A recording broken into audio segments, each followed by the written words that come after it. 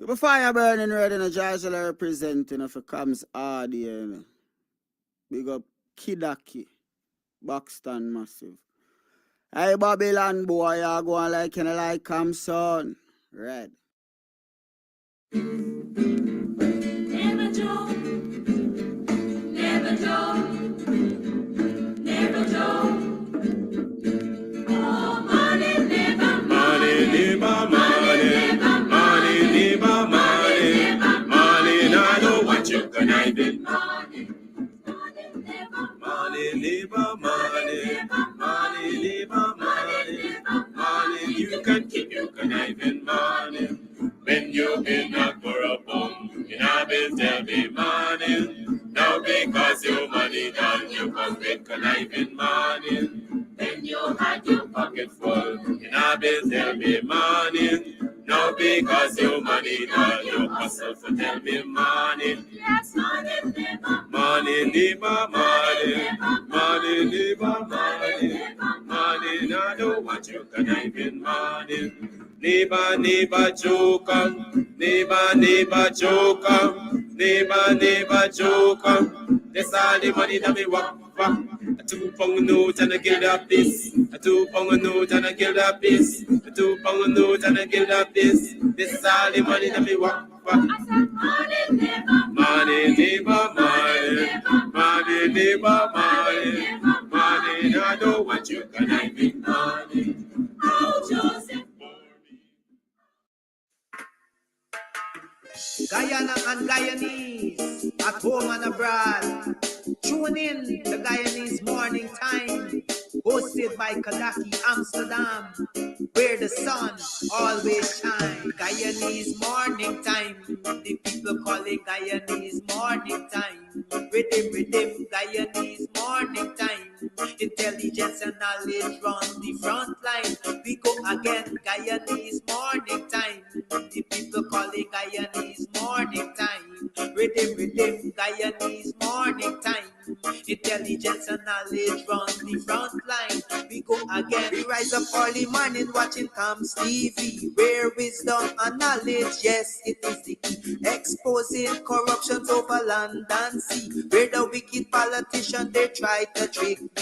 Guyana is a land for everybody. With 6 races should live in harmony. Is one set of people getting oil money. Is one set of people doing the thievery. Guyanese Morning Time. The people calling Guyanese Morning Time. Rhythm, Guyanese Morning Time. Intelligence and knowledge run the front line. We go again, Guyanese Morning Time. The people calling Guyanese Morning Time. Rhythm, Guyanese Morning Time. Intelligence and knowledge run the front line. We go again. This is a program that you all can see, sharing your views and your integrity. Like it, comment and share it all around. Pass it to your neighbor, safe and sound. A sad situation going on in this town. The voice of the people is getting trampled down. Out of the mouths of babes and sucklings, with Jah as ordained me to sing. I sing Guyanese Morning Time. The people calling Guyanese Morning Time. Rhythm, Guyanese Morning Time. Intelligence and knowledge run the front line. We go again, Guyanese Morning Time. The people calling Guyanese Morning Time. Rhythm, Guyanese Morning Time. Intelligence and knowledge run the front line. We go again, fooling the people. You're promoting evil. Stop lying to the people. You are a part of the cycle. Stop fooling people. You're promoting evil. Stop lying to the people. You are a part of the cycle. I say, Guyanese Morning Time. The people calling Guyanese morning time. Rhythm, rhythm, Guyanese morning time. Intelligence and knowledge run the front line. We go again, Guyanese morning time. The people calling Guyanese morning time. Rhythm, rhythm, Guyanese morning time. Intelligence and knowledge run the front line. We go again. They got Breakford, Bork and Mark Benchcop. David Hines and Kadaki Amsterdam. Sherrod Duncan, Nigel London. Normal Brown and Gavin Matthews. Big up Pastor Port People Governor. Simona Brooms, Robin Simpson. Hampton Green and Winston Jordan. And yes, we can go right on and on. Guyanese morning time. The people calling Guyanese morning time. Rhythm, rhythm, Guyanese morning time. Intelligence and knowledge run the front line. We go again, Guyanese morning time. The people calling Guyanese morning time. Rhythm, rhythm, Guyanese morning time. Intelligence and knowledge run the front line. We go again. The relatives and friends of young Wyndham Bacchus, they deserve justice. The family, the relatives and friends of our in Boston, they deserve justice. The family, the relatives and friends of Peter Headley, they deserve justice. And so when we say that Guyana is an apartheid state, we have the evidence to show.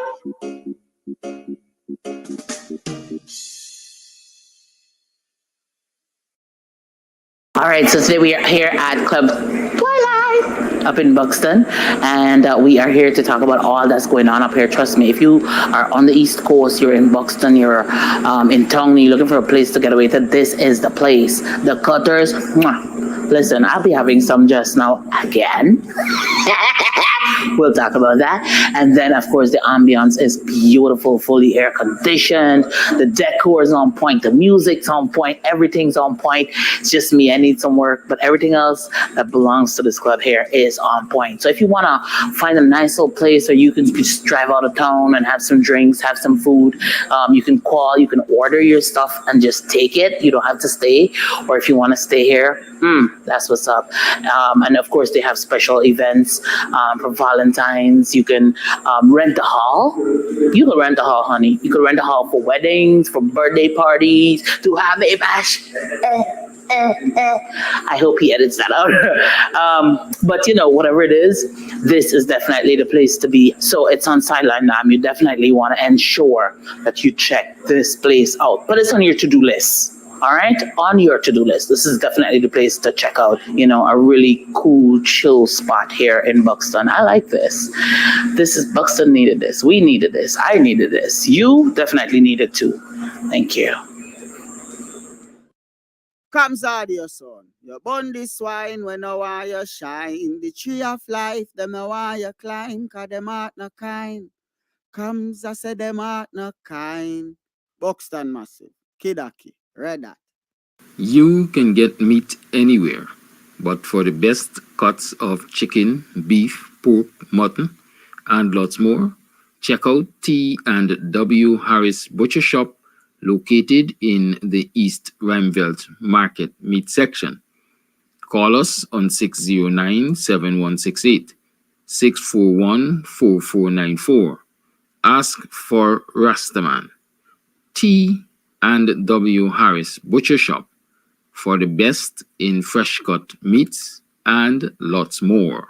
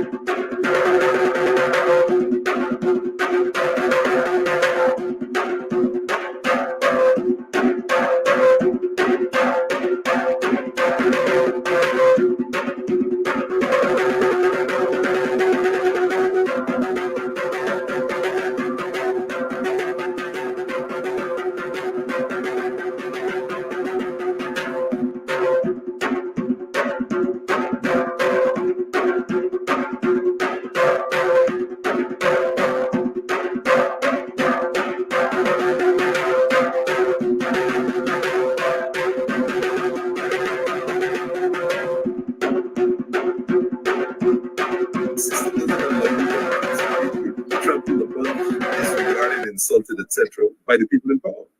So, morning, neighbor, morning. Are you welcome to another program of Guyanese Morning Time? I am your host, Kidaki Amsterdam. It is now 7:28 on the second day of November. Hey, October. Why are you running this year, sir? The second day of October in the year 2024. It's Wednesday. We have Dr. Hines in the house. And so we're starting at 7:30 almost. I don't want to stay too long in between us.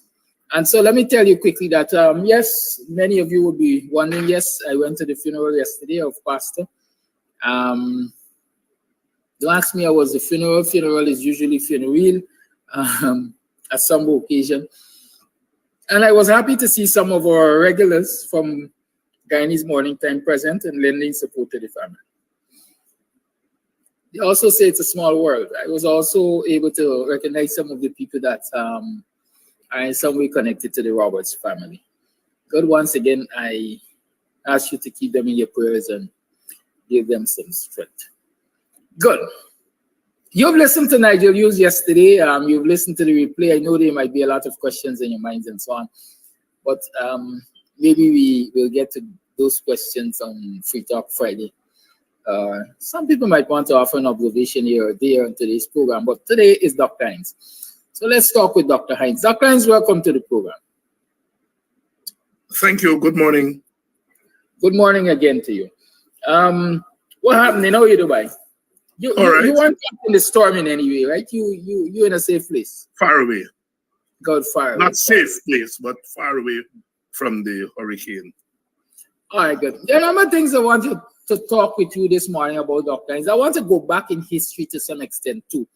And that is because a young person, a young individual in the person of Buxton Swaps, the operator of Buxton Swaps, did a TikTok the other day, I noticed, asking for the stories behind a lot of the history that she hears in, by the way, like the Son Chapman incident and what caused the riots and so on and so forth. And so I believe we owe it to those young people to teach so that they understand the history and get a better understanding. But before we go there, let me ask you this, or let me say this.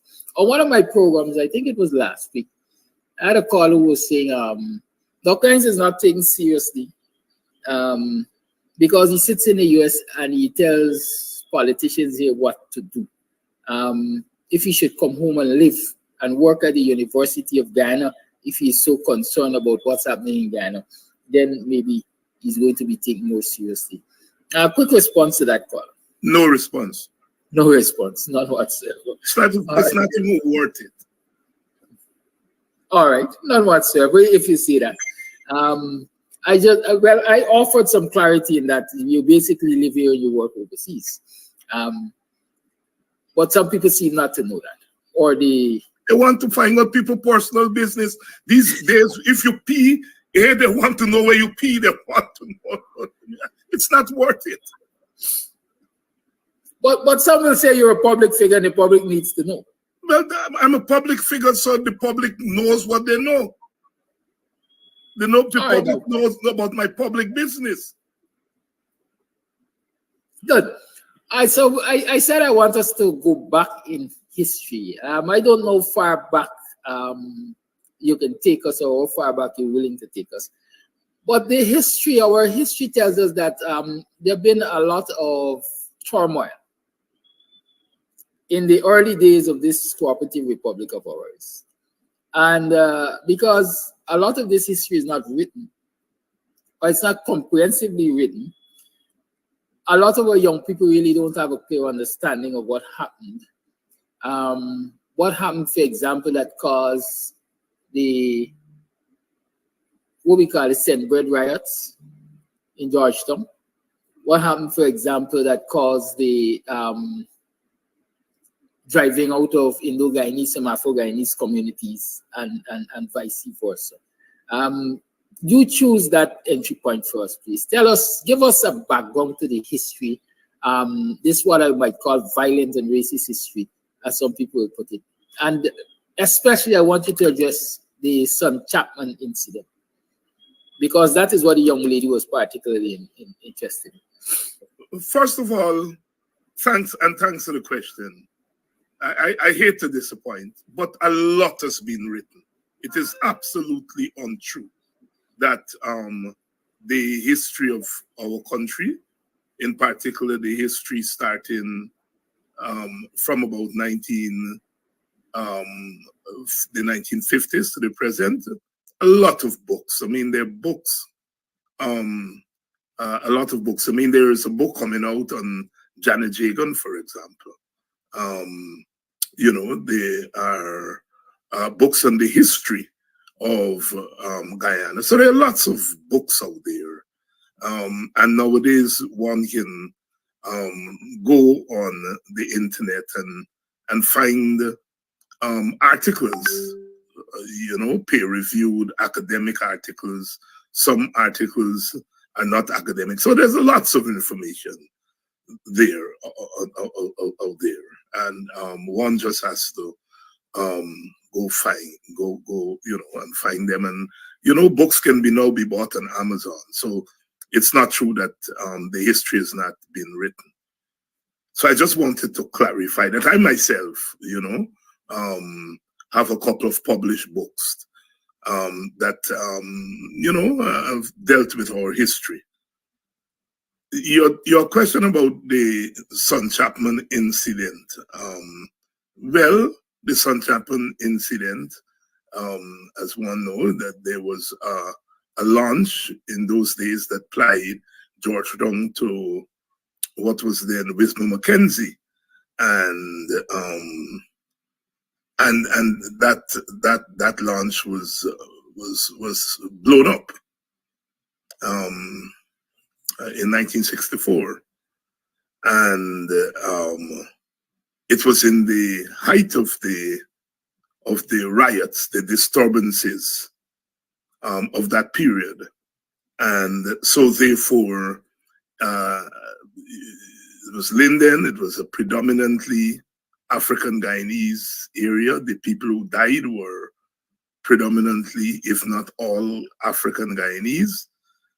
And so there were consequences to that incident. One was retaliation on what was seen as a PPP act against African Guyanese, retaliation by African Guyanese against Indians living in Linden, and most of the Indians who lived there were, if you can call it, driven out of the area.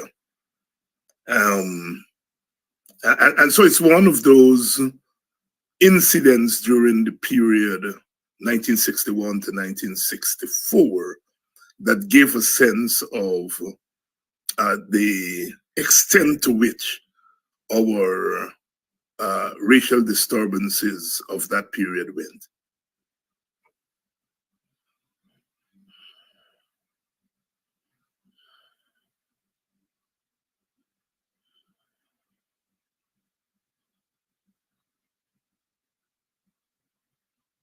Am I left by myself here, Brother Kadaki? I'm not seeing you, I'm not hearing you.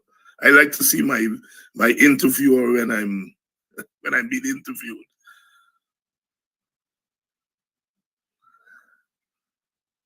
Hello?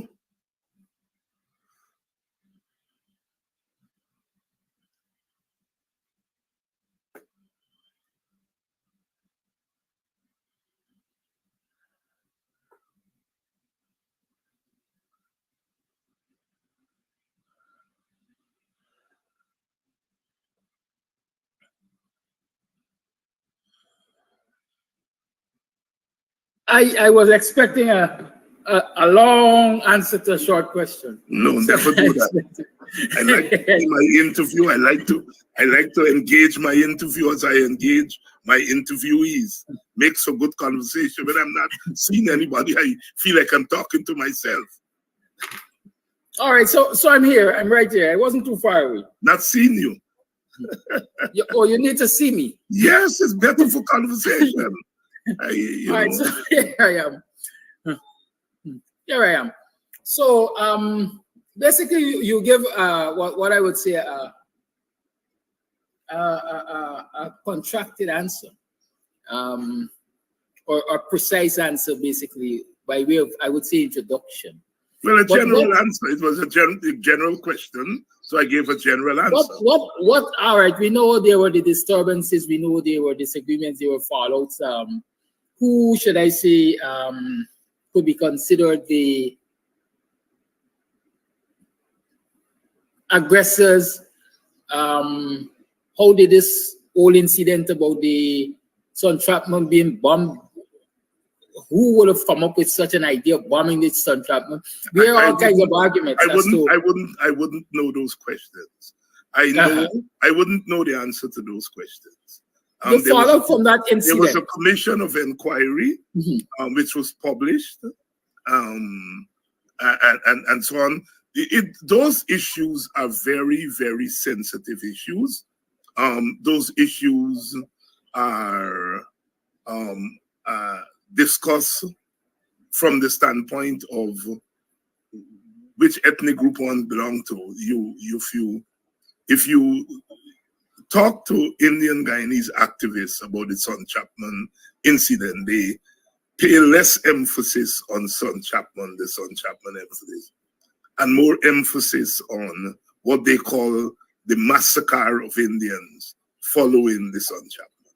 If you speak to African Guyanese, they stress mostly the Sun Chapman incident and not very much the incident involving what I saw as a retaliation against the Indian Guyanese community. So those are issues that one has to be very precise when one is answering questions on those things. I thought you were about to ask who were the aggressors in the riots. The disturbances started in 1961, shortly after the 61 election. But U.C. Guyana, who was chronicling the events, and I consider him to be the premier expert on that period. He has a couple of booklets, one called Next Witness, which chronicled the attacks on African Guyanese during that period. And it was based on communication. A lot of people wrote to him to tell him what was happening in the various communities. Remember, in those days, we didn't have telephone. Poor people didn't have telephone. You didn't have the internet. So people would write and telegram. And if something happened in the community, African communities, people would write to Brother UC, and he then chronicled it in a book called Next Witness. He called it Next Witness because a commission, the United Nations, I think, was asked to send a commission, or the British to send a commission to Guyana to look into the riots, and he was going to be a witness before that commission. Hence his naming of the booklet, Next Witness. He also has another book called Genocide in Guyana, where he chronicled the events of 1961 to 64. And then he has a more recent book that is called the, oh boy, why is it going out of my head? There's no guilty race? Well, no guilty race, that's it, yes, no guilty race. So those three publications really chronicle the events. Brother UC places the beginning of the riots in 1961 when a gentleman from Rosal, Quarantine, I've seen myself now. Yeah, Rosal Quarantine, I think his name was Felix Ross, was killed. And if you speak to the Indian activists, they do not put the beginning of the riots in 61. Brother UC placed it in 61 with a gentleman who was killed. I think he was going home from work and was killed by some Indian Guyanese at Rosal. And then there was an outbreak of violence, ethnic violence on the west coast of Demerara. And that was 1961. A lot of the Indian activists and scholars and Indo-centric activists and scholars placed the beginning of the disturbances in 1962 when there were riots and activities in Georgetown, the 80-day strike and attacks in Georgetown on mainly Indian Guyanese. And so they placed the beginning there. Brother UC places it in 61. And his argument is that in 1961, Indian Guyanese were the aggressors. In 1962 and 1963, when the theater of the developments moved to Georgetown, he contends that African Guyanese were the aggressors in 62 and 63. And in 64, Indian Guyanese were the aggressors. Hence his conclusion that there is really no guilty race, that both races were aggressors at given time during the period of the disturbances 1961 to 64. You mentioned that there was at least one commission of inquiry into the disturbances. No, I didn't. There was a commission of inquiry into the Son Chapman slash the retaliation by African Guyanese. Okay, right. So you mentioned, well, as you mentioned, one ethnic group looks at it from one angle, the other looks at it from the other. What were the findings of the commission? Well, first, let me ask you, do you believe that the findings of the commission could be considered credible since it yes. It was a one-person commission. It was I'm easy on names this morning for some reason. But it was a one-person commission, and I consider it to be a fairly balanced report. I have it. I saw it about 2 months ago. I have it in my file here, and I always plan to go back to read it. So is there anything you can tell us in a nutshell, as we see from that report? Well, the report confirmed that there were political motives behind the incidents. I can't recall off the top of my head all the details in the report. I haven't read it in a long time. But I know the report, for example, there were reports that the incidents in Linden were triggered by the murder of the Sealis in our village. 2 farmers who were husband and wife, who were found murdered at the back of the back dam there in Buxton. And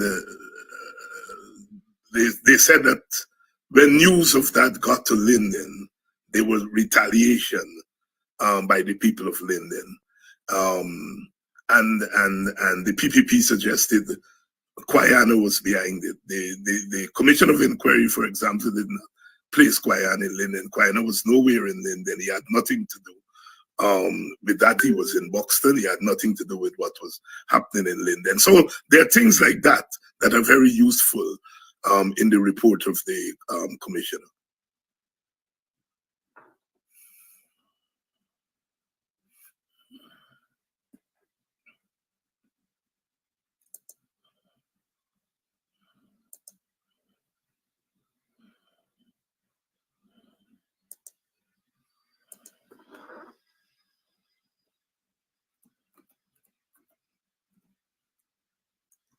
I am muted, sorry. I didn't realize I was muted.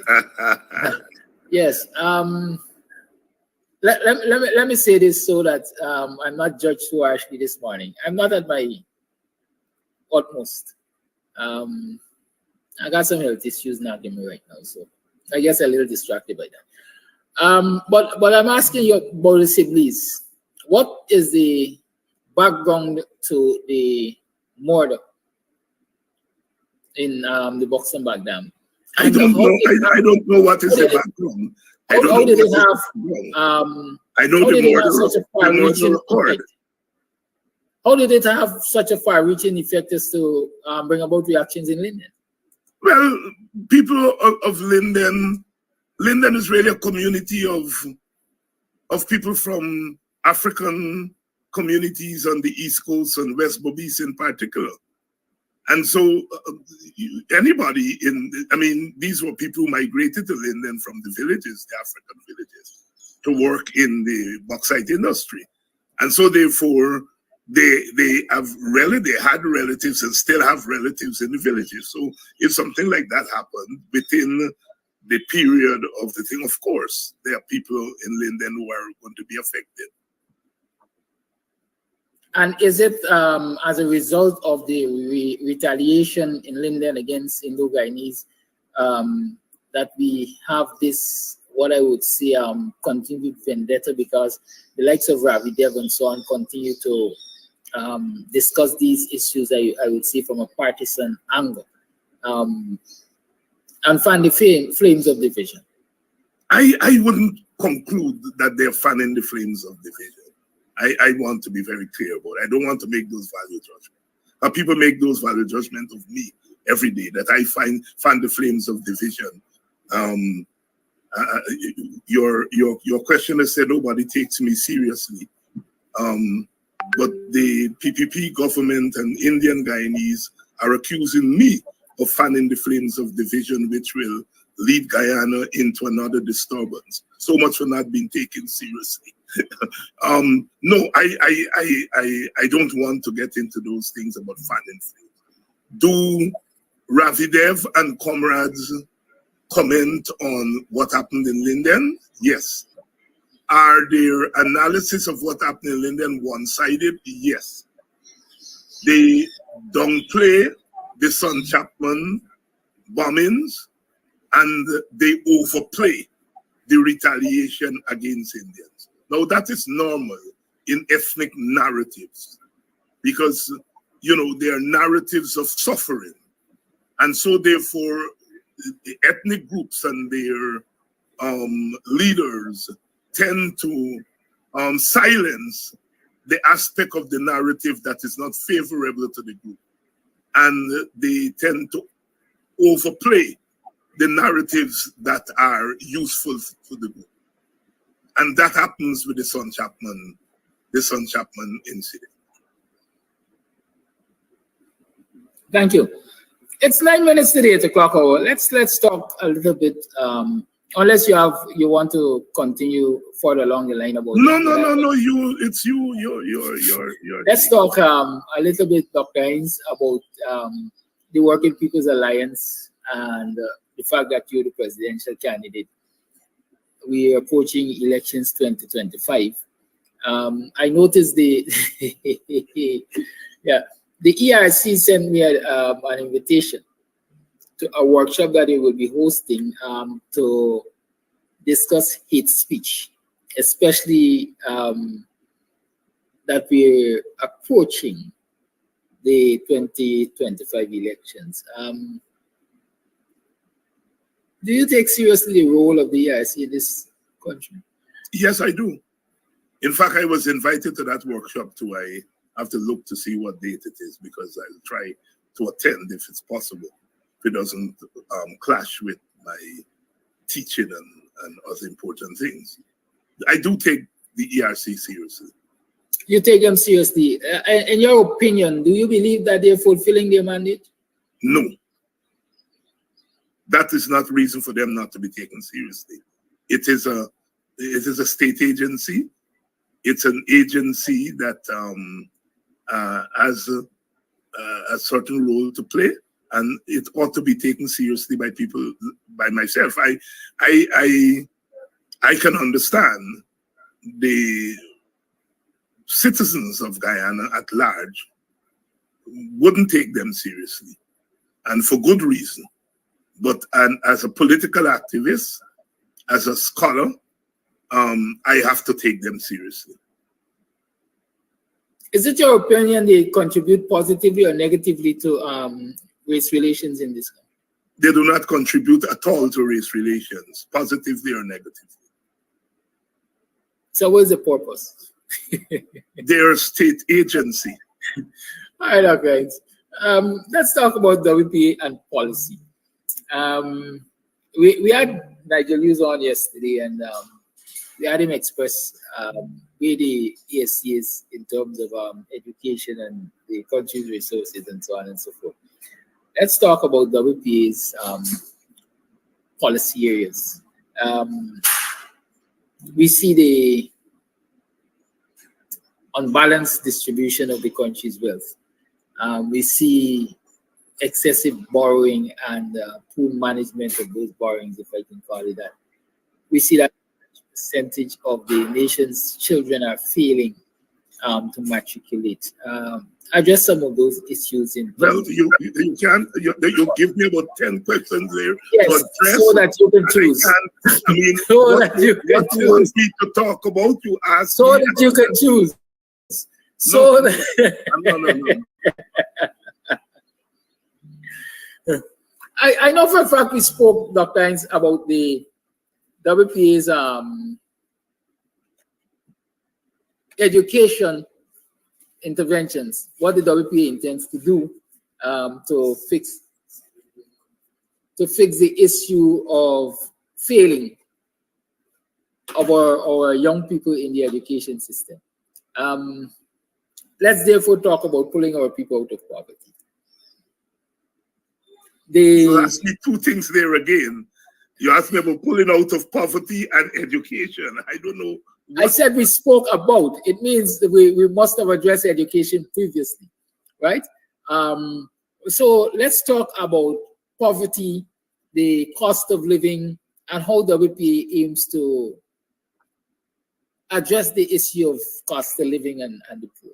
That's a very broad question. A very broad question. The cost of living is a national problem. It's a regional problem. It's a global problem. We are very much part of the global market system, and so Guyana is impacted by what happens in terms of the global market.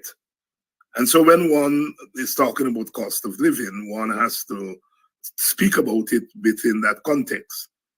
I assume you're asking from the standpoint of government intervention to alleviate the high cost of living. WPA feels that one of the primary intervention by the government is to ensure that the people have more money to be able to afford the cost of goods and services. And since most of the working people in our society are wage earners, we feel that the question of wages become very important. That one of the ways is to increase wages, especially for people working in the public sector. Of course, one doesn't go and increase wages just for the sake of increasing wages, because that could have implications for the larger economy. And so governments are wary of just, increasing wages willy-nilly. But if you look at the wages that our workers in the public sector are earning, It's way below the wages by their counterparts in countries that are in the similar economic situation as Guyana. And I'm using the Caribbean, the English-speaking Caribbean here. And we are in a better position than all of the English-speaking Caribbean countries because we are getting more revenue coming into our coffers as a result of oil. And so therefore, we can afford better wages. Ironically, we are at the bottom of the list when it comes to wages. And countries that do not earn the kind of revenue that we are earning now, their wages are better. And so we feel that one of the ways that one can begin to intervene is ensuring that our people have wages that can help them to meet the prices in the marketplace. And the prices of goods and services are really a function of the market, because we are an open economy, and so therefore the market, for the most part, determine prices. I know we kind of like in the business of blaming government for everything in Guyana, but we have to be very clear that the market, what the government does is what is important. And like I said, wages is one of the ways that WPA will go. Of course, there are other areas that can impact the price of goods and services on the thing to make it easier for those who are producing goods and services to cut the cost of production. So, you know, in the agriculture sector, you want to make it easier for goods to move from farm to market. For example, you can grant concessions to people who engage in agriculture and in manufacturing and so forth. So it has to be a multifaceted approach. No single thing is going to alleviate the cost of living. We feel that wages and salary go a long way, but we also feel that government ought to, and if the WPA is part of government, that we ought to explore areas to ensure that the cost of production goes down, and that leads to lower prices in the long run. So we'll tackle it at both ends, both at the end of those who are the producers of goods and those who are consumers of goods.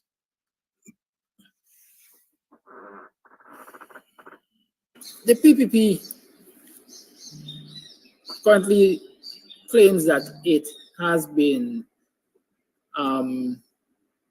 taking measures on the production side to ease the cost of living for Guyanese, because it has been giving subsidies, let me call them that, tax breaks and so on, to importers and manufacturers. We have not seen the benefits of those quote-unquote policies reaching the small man. What different will the WP do? Well, like I said, I mean, you said the PPP is putting emphasis on giving some concessions to importers and so forth. As we said, we will go further than that. We'll give concessions if it's necessary to importers. We will help local producers of goods and services to cut their cost of production. And we will also raise wages. Like I said, it's a multifaceted approach, a multi-pronged approach. So I suppose that's where we're going to be different from the PPP.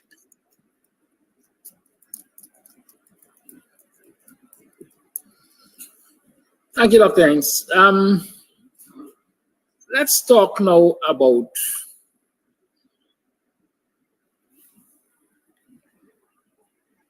the management of the oil economy. Many argue that, or many are arguing or have been arguing that, we need to revisit the oil contract. Revisiting the oil contract is going to bring more benefit to Guyanese.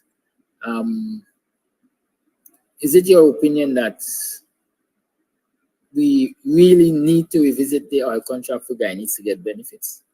Well, all contracts are there to be revisited. The WPA feels that the contract that was signed is there, and there is no reason why it should not be revisited. We don't have any objection to the oil contract being revisited. And so if there is a consensus that's where we need to go, WPA will not object at all to revisiting the contract. The question we will ask is revisiting the contract to what end? What are you taking to Exxon? What your argument to Exxon is going to be? And those things will have to be worked out. I have great sympathy for the activists who are, raising the ante for a renegotiation of the contract. I have great sympathy for them and support their activism. But the WPA feels that we have to look at it from all sides. We should not just look at renegotiating the contract. We should look at what we are getting from that contract and whether the resources we're getting from that contract are equitably distributed. And if we can show, in our estimation, if we can distribute what we are getting equitably, it strengthens our hand if and when the contract is reviewed or because you have to review it in order to renegotiate it. If and when the contract is reviewed, the hand of the government is strengthened. If the government can show that what it's getting, it's equitably distributed, sensibly used, and that if we were to get more, we will be able to do more and do better than with what we have. So it goes both sides. And I am disappointed that the people who are arguing for a renegotiation of the contract pay absolutely no attention to what we are getting and how that is distributed and how that can strengthen our hands if we go to negotiate. And they said that what we're getting is crumbs. Well, comparatively speaking, it's crumbs when you compare what we are getting to what Exxon is getting. You can call it crumbs. I wouldn't call it crumbs because I then compare it to what we're getting now with what we used to get before oil. And when you make that comparison, we are getting a lot. That is why our GDP goes up. Now GDP, of course, there are measurements, there are numbers, and the measurements do not necessarily reflect distribution. So, to say that we are the fastest growing economy, you can't argue against that. The GDP is high, you can't argue against that. And that must come for something. It means that we are getting resources that we never got before. And so we are showing growth. Whether that growth is translated to development is another issue. So the people who are arguing for renegotiation are ignoring the growth. And if they ignore the growth, then they're going to ignore the redistribution of the wealth that is coming in. And we in the Working People's Alliance, we are saying that we are going to pay maximum attention to what we get and how it's going to be distributed. Because we feel that there is the likelihood of instability in Guyana resulting from the poor and inadequate distribution. There's more likely to be instability as a result of that than as a result of the poor contract. Let me put it simply. I don't think Guyanese are going to go on the road and demonstrate because of the poor oil contract. They're more likely to go on the road and demonstrate because of what we get and how it is badly distributed. And so therefore, we want to put more attention to the distribution of what we feel that we can alleviate, well, certainly decrease considerably our poverty. Right now, the poverty rate is somewhere between 45 and 50%, 40 and 50%. The poverty rate is. And we feel if we use what we're getting sensibly, we feel that if we distribute it equitably, then we can get rid of poverty. So I'm saying, despite the bad contract, we can still decrease poverty considerably. That's my argument here. It's not that we should not try to negotiate the contract, but we feel that what we are getting now, if it is used sensibly, if it is distributed equitably, we can put a big dent in poverty. We feel that the distribution should be even-handed, that the government should spend on projects such as infrastructure, other capital projects. We have no objection to those. But we object to the 58% of the budget going to infrastructure. Because we ask why. If you're spending 58% of what you're getting on infrastructure, you're doing that to what end? Are you doing it to attract investors who are going to see better roads, better bridges, which could lead to quicker ground transportation? One assumes that the government is thinking about attracting investors. Well, okay, nothing is wrong with that. But when the investors come and they have a workforce that is not prepared for the new economy, they will have to bring workers. So you build your roads to attract the investor. But when the investor comes in, the investor can't take advantage of your workforce because you have not trained and prepared your workforce. The investor has to bring in workforce. The investor comes, beautiful roads, but there is power failure, blackout. I mean, I don't know what are the technical aspects last night at the CPL game, but it was a global embarrassment. It's a global embarrassment what happened last night. No, I'm not blaming the government. I don't know these technical things.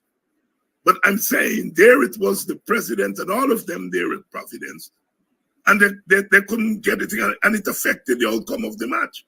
If I were Trinidad, I would feel very aggrieved at what happened. So I'm making the point that being the WPA will have a more even-handed approach to the spending. It has to be geared towards a developmental goal. We want our people to be prepared for the petro economy. When we talk about local content for us, the local content is really the content of the skill set of our people. We are more interested in that local content. So we are going to spend more money on education, basic education, to begin with. We're going to spend more money on targeted areas of education and skill set. We believe that we should use some of the money we're getting from oil to kickstart our agricultural sector. And so therefore we will train people in the area, in that area. What crops are we going to encourage people to grow? What kind of, are we going to have processing facilities to go hand in hand with crops that people are growing? Now, all those things call for an overall plan. So it is the overall plan that will dictate your spending. And the WPA is saying our overall plan will be much broader than what the PPP has. And so therefore our spending would reflect our overall plan. The alleviation of poverty. We think that is a bottom line. The improvement of the skill set of our human capital, meaning our people. Very important. Management of the oil and gas economy. We feel that we should have a national oil company, which will bring more wealth to our country, because you'll have a national oil company that can bid for some of those oil blocks, that can bid for oil blocks in Guyana and outside of Guyana, and so bring more revenue to the country. What we are hearing from a lot of our comrades on the side that is arguing for a new contract is that we have to renegotiate the contract. We're going to get more money and then we will develop.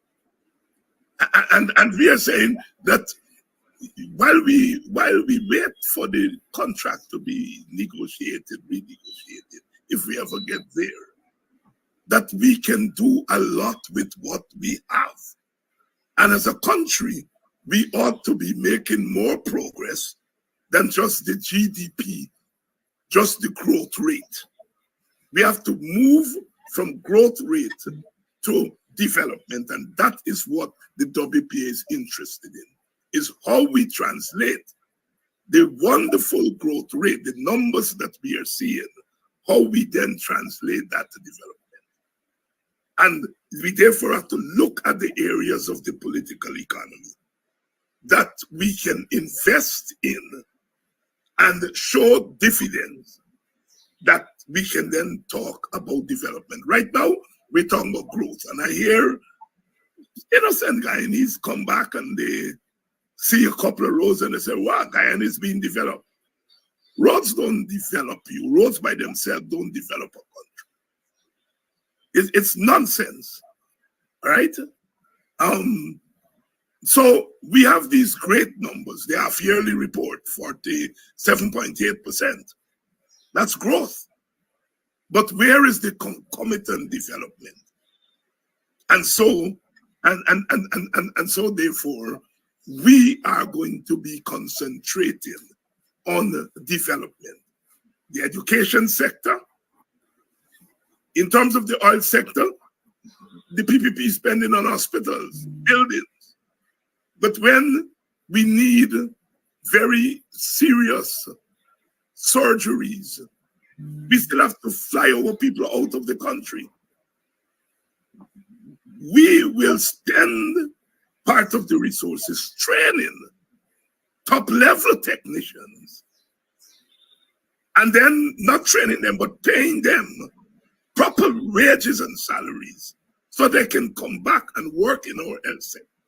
So that when our people get sick, they don't have to run and go overseas. So one, you train a cadre of healthcare workers, top of the line. And if you train them, when they come back, you pay them properly so that they can then develop our healthcare sector beyond just buildings. The University of Guyana, the WPA will do everything to turn the University of Guyana into a research one university. It's our only university. We are petrol state. And so that has to be the hub of research. We're not saying that we will abandon teaching, because there's what you call teaching universities. UG will be both a teaching university and a research university. And so we'll have to upgrade the University of Guyana. Of course, they have to be physical upgrading. I pass that place all the time. And I wonder whether it's a university. Just the physical look doesn't tell you it's a university. So we have to do a lot of infrastructure there. But more than that, what we need is to have the best professors. And if you're going to get the best professors, you will have to pay. There are people who are still teaching at the University of Guyana with bachelor's degree. That's a sin. It's a sin. You can't even be a teaching assistant in a normal university with a bachelor's degree.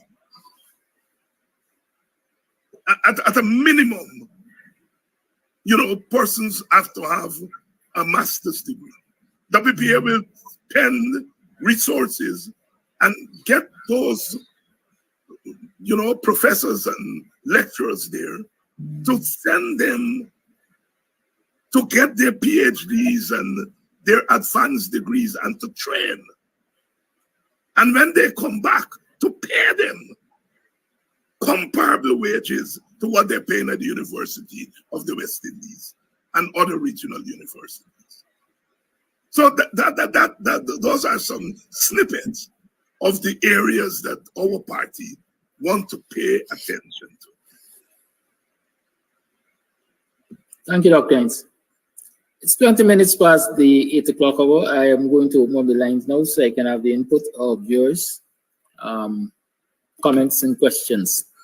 The lines are open. 6225933 is the number to call. You're tuned to the Guyanese Morning Time. First call.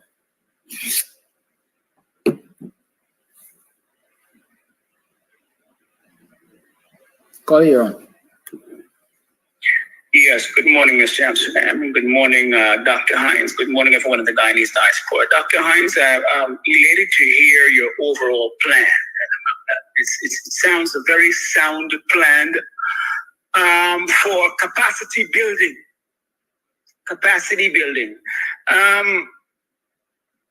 I didn't hear much about the judicial system and addressing the issues of justice in your overall plan. And I was wondering where you stand as a presidential candidate on the issues of extrajudicial killings.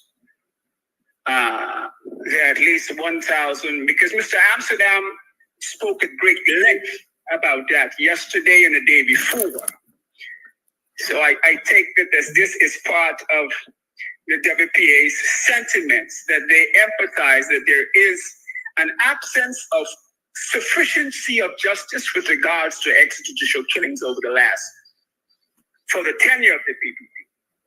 As the presidential candidate, I would just like to hear what your position is. Let me touch on some things very briefly. You remember Charles Taylor from Liberia, yes? Yes, I do. And he was taken to court on crimes against humanity. Recently, There have been other charges. Well, there have been issues brought against South Africa. Took Israel to court, right, on behalf of Palestinians, because Palestine is not a state. So a state can take another state to court on behalf of Guyana. So let's say Suriname or Jamaica or Bahamas can do it. Can take the PPP administration to court on behalf of 1,480. So I'm just laying out that there are pathways for justice. That's in the International Court of Justice as well as the Criminal Court, either or. But what I'm hearing is that we've been complaining about this because here's the thing. You mentioned some very lofty plans, and they're admirable. But how do you intend on implementing those lofty plans with the same old enemy of the PPP? So if we're getting there in 2025, when we do, are you saying that you're willing to go up against a murderous PPP with such a track record and not even do anything about it? I'm asking. So it behooves us to get rid of that cesspool once and for all. Indict them. But I can't, because people are saying, well, going to the courts is a waste of time. Well, nothing ventured, nothing gained. Right? So if we don't start now, when would we ever start? South Africa had to start at some point and take Israel to court. The campaign against apartheid had to start at some point and take somebody to task. So when are we going to address those issues? And once again, thank you for accepting my call. Thank you for your call. Dr. Hines? Well, the rule of law is very important to a functioning political economy. And I sense that that's where coffee is driving me to make the linkage between economic development and the functioning of a democracy, rule of law. We in the Working People's Alliance take very seriously the separation of powers. Even as we subscribe to checks and balances, checks and balances must be balanced off with separation of powers. And so the judicial branch has to be given its space to do its work, because the judicial branch is very important to the functioning of society. The role of the judicial branch is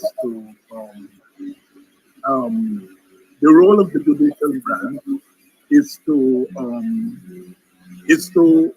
interpret the law and to administer the law. And that's a very, very important function. And it cannot be left to the executive branch politicizing the judicial branch. So we will move towards the depoliticization of the judicial branch, the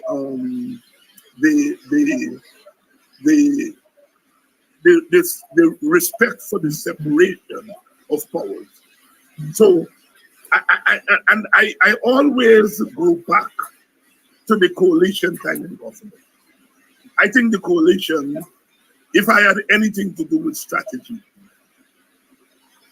I would start with the coalition and administration of the rule of law. I think it stands out in Guyana as a shining light, because Guyana's governments in the post-independence era, and indeed the larger English-speaking Caribbean, they've had a problem with the rule of law. And I think the coalition, more than any other government, went furthest in terms of addressing the rule of law. There were no political assassinations during the coalition. People were not picked up and thrown in prison willy-nilly. Human rights, respect for human rights, went up considerably. I think there were serious attempts to deal with the problem in the police force, problem of corruption, etc., etc. And I think those areas need to be built on if and when the coalition gets back into government, right? We have to build on that start that the coalition did, right? It is very important that the judicial branch be allowed its space, its sphere of authority to function. Now, as it regards indicting people, I think the courts have to be allowed to function. The Department of Justice has to be in the Attorney General's office. That's what we're calling Department of Justice. We have to have an Attorney General who's not going to be partisan and decide willy-nilly who they're going to go after, who they're going to indict, who they're not going to indict. The WPA wants to stop that kind of political function of the Department of Justice. We have seen this Department of Justice under this authority go after Winston Jordan, go after the people at Chico, go after this body. No. If people are suspected of crimes against the state and the people of Guyana, we must have professional, non-partisan prosecutors who deal with those issues. They should not be politically driven. And so therefore, we would not be in agreement with a political attorney general who is prepared to use the Department of Justice to go after political opponents. The WPA will put a stop to that. Yes, there are going to be people in this administration who perhaps will have to face the law for infractions of the law, but we will leave that to the professionals, not to the politicians. So, in short, we will depoliticize the Department of Justice. We will depoliticize the office of the Attorney General. And we will not be in favor of politically motivated indictments.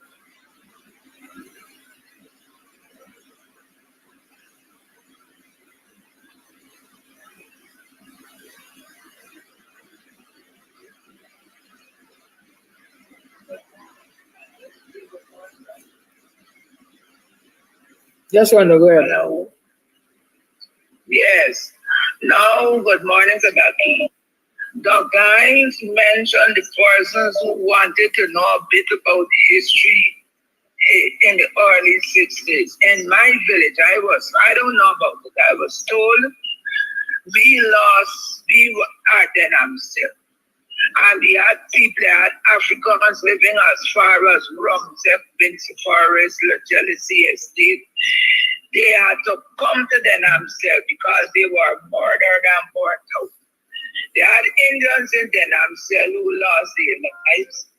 And they had two Indian families who remained in Denham still throughout the disturbances because of how those people used to be ill-behaved. They were with us. People came from the Kendra met the Mazar, migrated into our village. Now moving along, I listened to Dr. Hines, I listened to Nigel Hughes, but I have not heard of a plan that will involve women dealing with the abuse, whether it's battery, it's sexual abuse or physical and mental abuse or verbal abuse. That is something I have not heard in play, like a law that will look into that. We need laws like that to protect our women, because as we see going on in this fraudulent regime, they do not protect their women. They're not protecting them across the ethnic divide, because we could remember of that minister abusing a female who was an Indian and nothing was being done.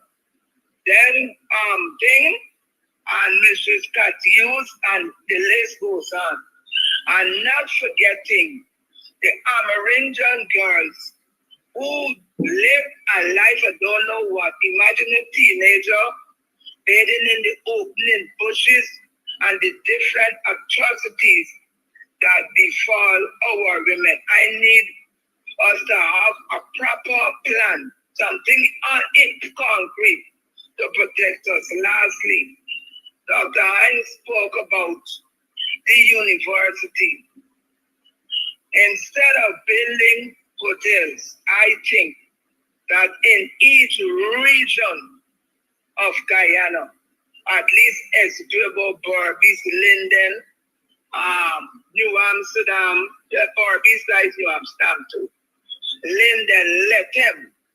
And if we could have somewhere along the line, we construct universities. Because when you got people living in these far-flung areas and want to attain universal education, tertiary education, many of them got to uproot their homes, uproot everything just to come out to get that quality of education. And it is high time, with all the money that is circulating in Guyana doing nonsense, to build hotels. They got hotels that are not fully occupied in Guyana. Because many people now, instead of going and staying at the hotels, if they get a bread and breakfast out in the country area, they feel more safe staying there. Lastly, about the blackout last night, I am glad it happened. You know why? APNU had competent persons running power and light. But when the wicked installed regime kicked in, they removed them and they replaced them with the things that they have there.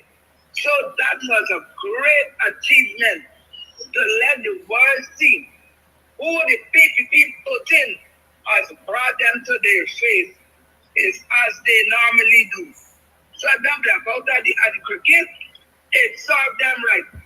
And they got more things like that. Morning, neighbor, morning. Morning, are you morning? Welcome to another program of Guyanese Morning Time. It is 7 hours 30 on the third day of the 10th month. That is the third day of October in the year 2024. I am your host, Kidaki Amsterdam. Welcome to the program. It's Thursday. We're going to have Winston Jordan in the house to talk about the economy. And you all don't expect me to work too hard today. I'm being straight. I'm telling you all from in front. Don't expect me to work too hard. Good. I'm going to work, but I ain't working too hard. Well, you know, Mr. Jordan always carries this session on Thursdays. So I usually have little to do here. But since we're going to be talking about the economy, I want to share with you a video before I invite Mr. Jordan on of the people at Mocha protesting. What are they protesting? They're protesting the... Something is wrong. Oh, right. They're protesting the plans to open another or yet another Chinese supermarket in a community. Did I say Moko? No, it's not Moko. It's Agricola. Good. I've been receiving a lot of complaints, a lot of videos, and so on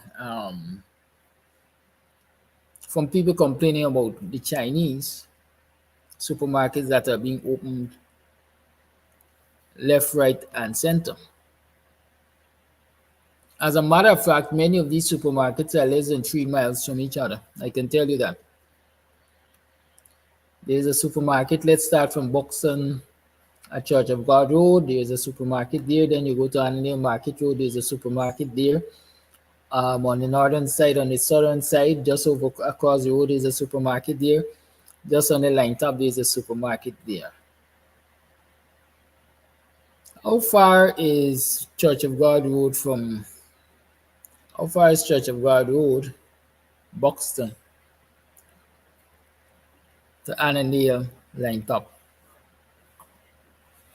I want to believe it's less than 3 miles.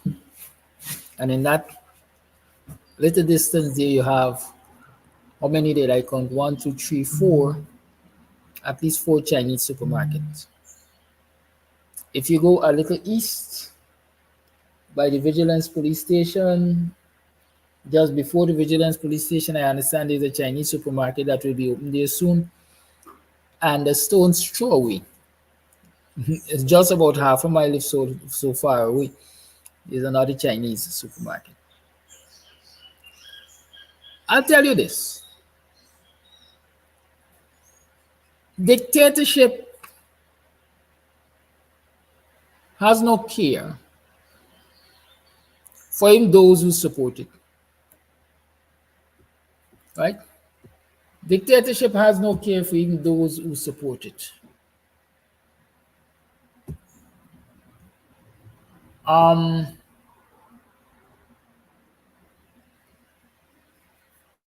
The people who control a large section of the economy in this country are predominantly Indo-Guyanese. People argue predominantly supporters of the PPP.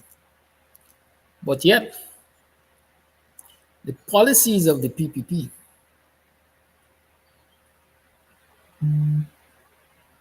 when it comes to these Chinese supermarkets, don't take that into consideration. Am I happy that it is happening? Yeah, man. I'm happy that it is happening. Sometimes they say you gotta cut your nose to spite your face. I am very happy that the business community is now recognizing that the PPP is not a national government. They don't govern for the nation. They govern for themselves. Where they could catch a hustle, they go with that. That is how I see it. Imagine trucks. Again, predominantly Indo-Guyanese are in the business of trucking. Sand trucks and so on, fetching sand and so on.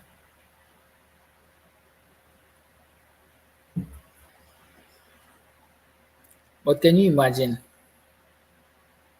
even in the trucking industry, the PPP are allowing the Chinese to dominate?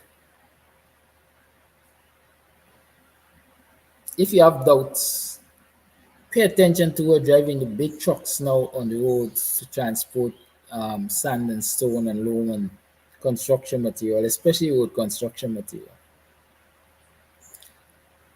I remember when they were building the Marriott, not a single Guyanese was employed here, not even as a guard, as we like to say. Now we're spending billions of dollars on road construction. And the jobs that ordinarily should be left for Guyanese, like driving a truck, are now being retained for Chinese on these sites where Chinese are contracted to do the work. Those of you who traverse the railway line, I want you to pay attention when you get in the area of, I'll call that area Monaco. Yeah, Monaco. On your left-hand side, you will see a large plot of land, recently fenced, and at least half a dozen heavy-duty trucks there. My understanding is the Chinese.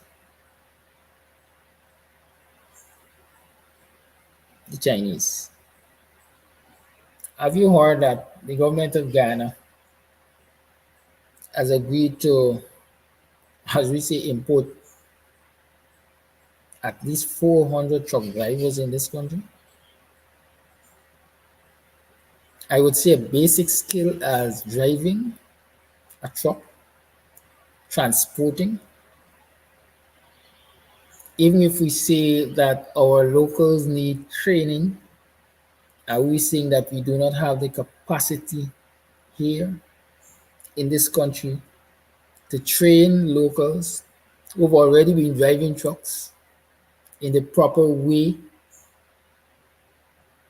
so that they can work with quote unquote an international company? No. We should import 400 truck drivers. Interesting. Let me just show you this video with the people at Agricola. I have my sentiments on it, I'll be very honest with you. But maybe we'll talk about that a little later. The impact of Chinese owned and operated supermarkets on small community shops was a source of a demonstration in the East Bank community of Agricola. This morning, a small group of residents said they were concerned that the shops they have known for years will be closed with the opening of a Chinese supermarket at the corner of Brutus Street and the East Bank Public Road. We have a business association in Agricola where our businesses take care of our community. We don't want the Chinese there. Send them in the town, don't bring them in the villages to take away our blessing from our children and our grandchildren. We can't stop them from selling in any area, but they're coming to mash our community up. What will happen to the people that already established the business here for over years? Yes, they're going to sell for a cheaper price at the beginning, but after time goes by, they're going to increase. Plus, they're going to take people in the village out of business. We want them. A vendor who has been selling in front of the building being renovated for the supermarket said she was recently asked to move. What are you selling here? For over 50 years, I got me little house to look after me, to look after repairs and done. I got my children, my grandchildren and all, and now they're coming to put me out. I got to move from here. Go away. Chinese supermarkets have been established in several communities countrywide. In some instances, owners of small shops have been forced out of business. The impact of Chinese owned and operated supermarkets on small community shops was a source of I wonder who are the majority business owners in Agricola. I really wonder. Who are the majority business owners in Agricola? I wonder who owns the building that the Chinese are about to rent. Those are just some of the things I'm wondering about.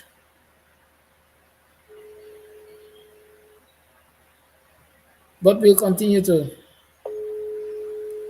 as they say, monitor the situation and we'll give relevant comments as it becomes necessary.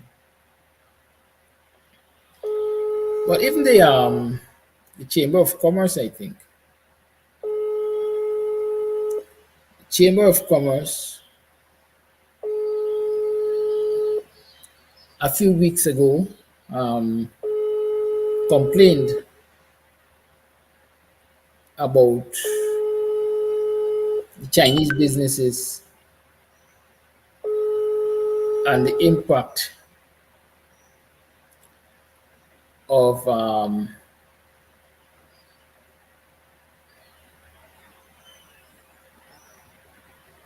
the impact those businesses are having on the predominantly Indo-Guyanese business community. Mr. Jordan, good morning. How are you doing, sir? Good morning, Kadaki. I'm well, I'm well. I'm up to the sun. Glad to be in the land of the living. How yourself? I get in there, man. I ain't 100 of them, but but you know me, the fight goes on. I'm a fighter. They say I'm stubborn. They say I'm stubborn. Yeah, I hope it's not Dubai. I hope it's not Dubai taking its toll on you. You never know, perhaps. It could very well be, they say stress just send up your blood pressure. You're sounding a bit low. I don't know if it's at your end, but my volume is up. Nah, it might be me. Yeah, I said, yes. You never know. They said stress just send up your blood pressure, and this country is sheer stress. Yeah, and stress is a big killer of black people, of the black race. So you got to be careful. What to say at our age, but I mean, you're young, much older. But still, at any age, you have to be able to be checking and make certain that your health is in good order, especially things like your blood pressure and your cholesterol and so on. Tell you the truth, yes. I gotta say at our age, because just this morning I was saying to a friend, I gotta check what is the life expectancy of Guyanese at this time. Because I'm sure life expectancy has changed over the years. When we used to say at 50 and 60 you are in your midlife and so on and so forth, I think at 50 and 60 you're closer to 3/4 year life expectancy in this country. So those are discourses that we must have, I think. Yes. I saw the video just now, and perhaps we will look at it a bit more maybe next time or wrong. But as a quick comment,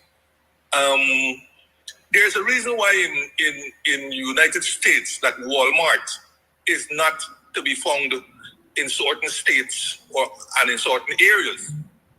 It's for the very reason that those people are afraid that Walmart will decimate the small business sector, right? And we all know that small businesses, right, are community oriented, and they employ more people than one large business, right?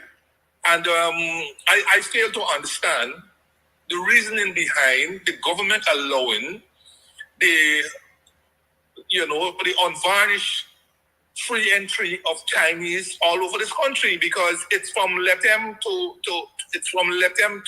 quarantine to Puerto Rico, from Puerto Rico to Linden to Kukwani. They're all over the place, and I find no other business in the history of this country, or no other race in the history of this country, that is so overwhelmed the wholesale and distributive sector in this country. Something is more than a miss that can allow this rapid progression of large Chinese supermarkets, well, we always were accustomed to Chinese cook shops, right? The local ones in particular. But now you seem to have a flourishing of external ones all over the place. And this cannot be normal. It can't be normal. And the fact that the little community of Agricola, which is a largely African community, has summoned up the courage to protest. I hope that the opposition can go there, because I'm not going to hope anything that the government is going to do anything. I hope the opposition and African groups and so on, and the larger civil society can go talk to those people and understand their concerns and see what can be done for them. Because this thing can spill over, right? It is no question that the phenomenal growth of these Chinese supermarkets and cook shops is literally taking over our country. And there's all these kinds of things about culture and so forth that we talk about. I mean, what will Guyana be looking like 10 years from now? 5 years from now, at the rate at which, we are being progressively pushed out of our own society. Right? Mr. Jordan. We welcome investment, we welcome foreign investment, but there must be areas that are solely delineated for Guyanese. Must be solely delineated for Guyanese. And I'm totally, torn off when I saw the video a couple days ago, that we seem not to have any kind of policy in this country. Made worse by the fact that we're getting a couple dollars from the oil sector. There's nothing wrong in foreign investment. America doesn't allow Chinese foreign investment in certain areas, in certain critical areas. They do not. And no country allows unbridled and unvarnished investment. And certainly not in the whole.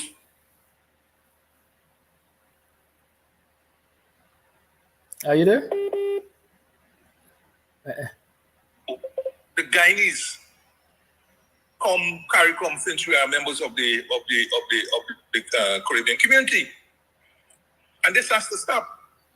As you well remember, a couple months ago, some group unknown at the time came out. Some group of businessmen or entrepreneurs came out and complained about this same development of the Chinese supermarkets all over the place.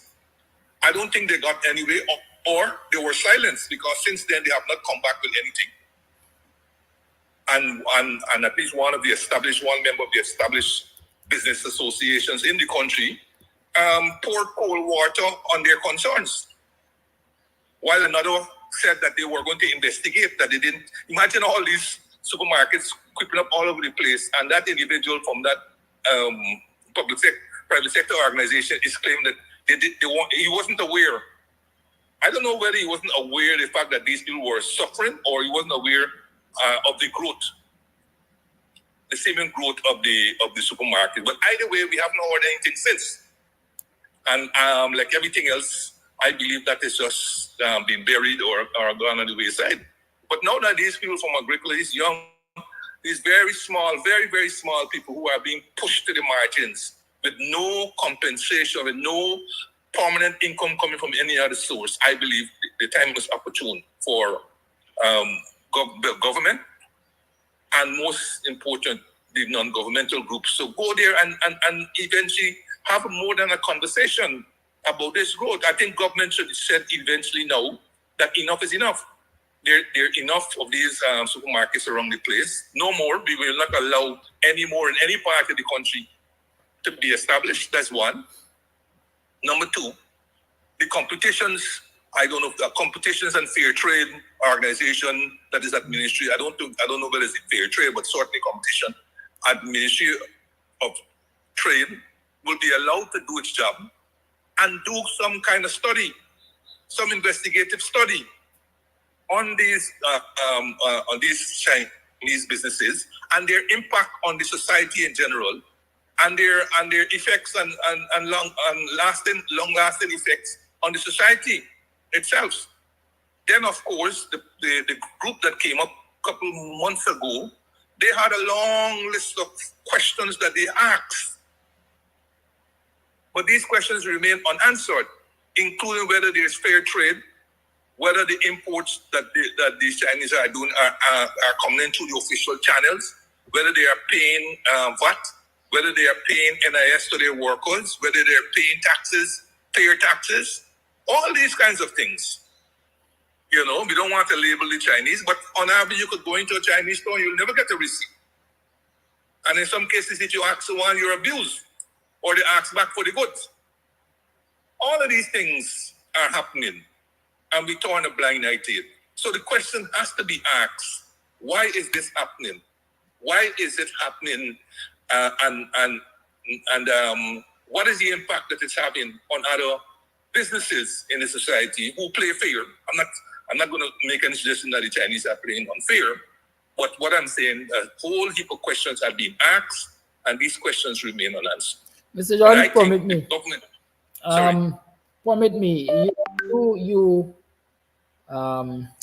is your problem?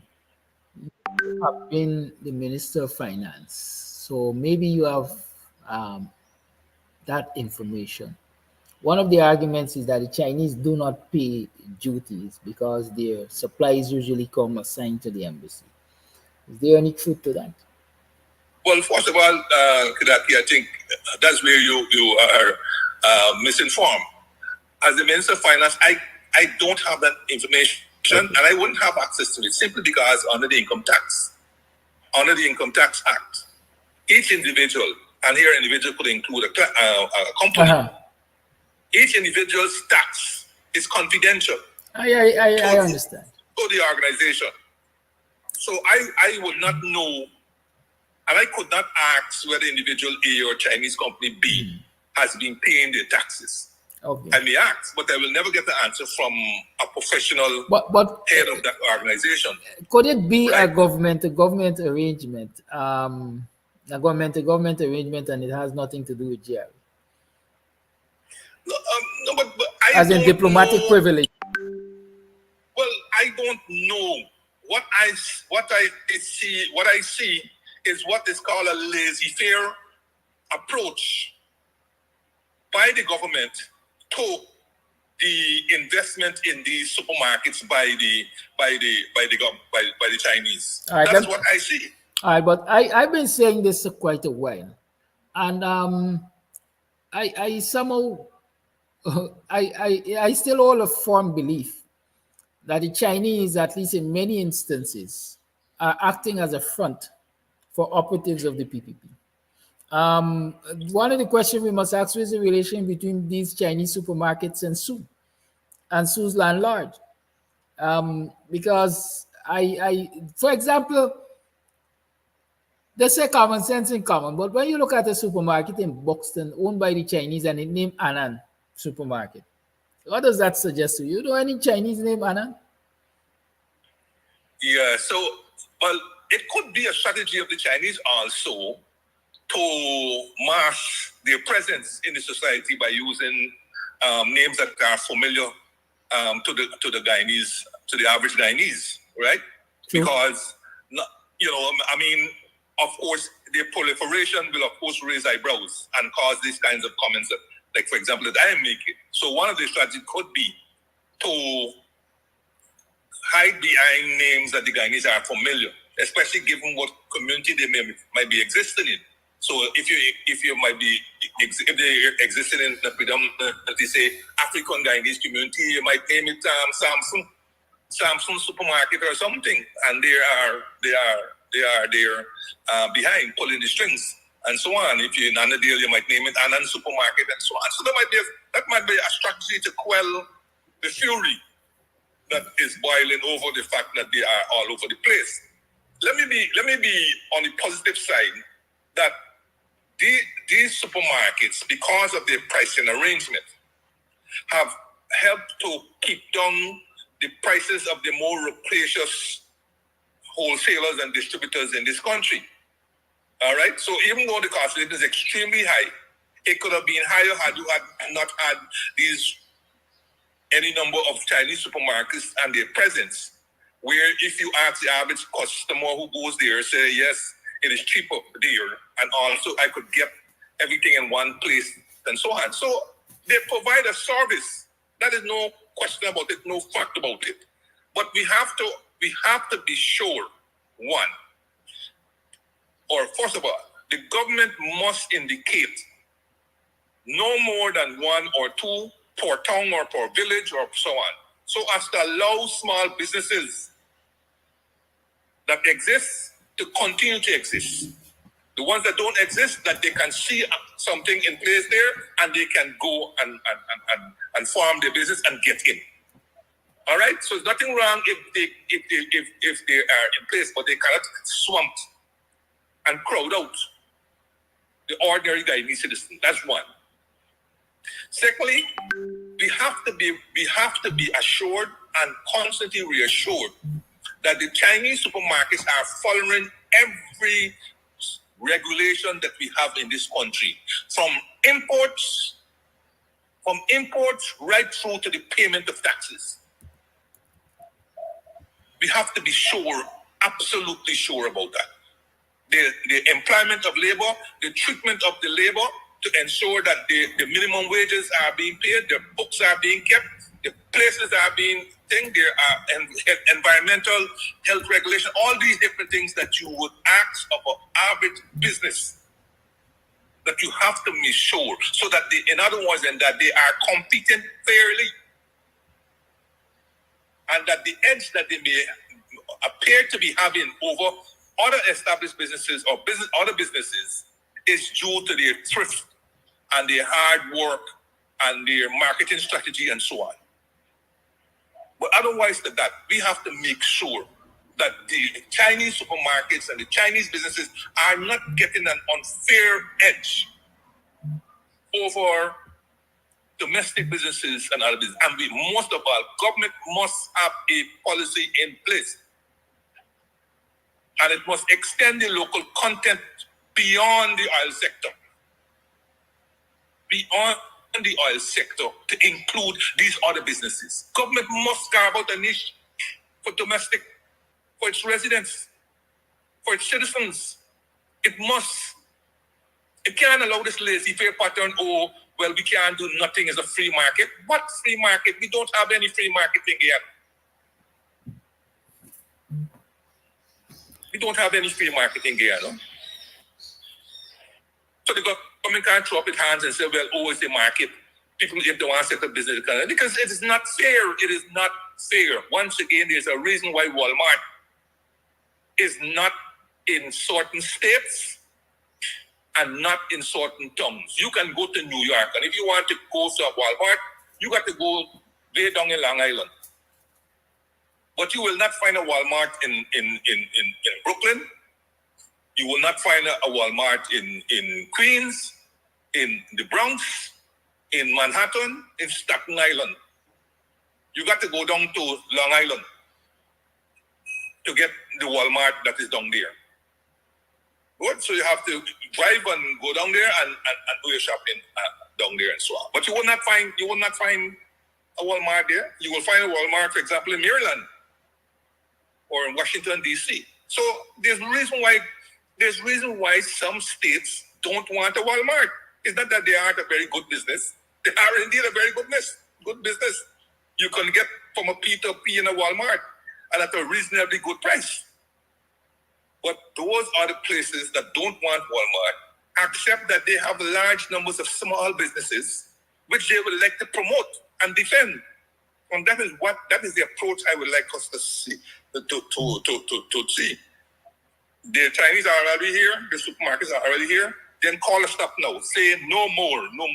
The market is flooded with them, no more. And then you begin to have that investigation done by your Fair Trade and Competition Commission to ensure that they're playing fair by the rules.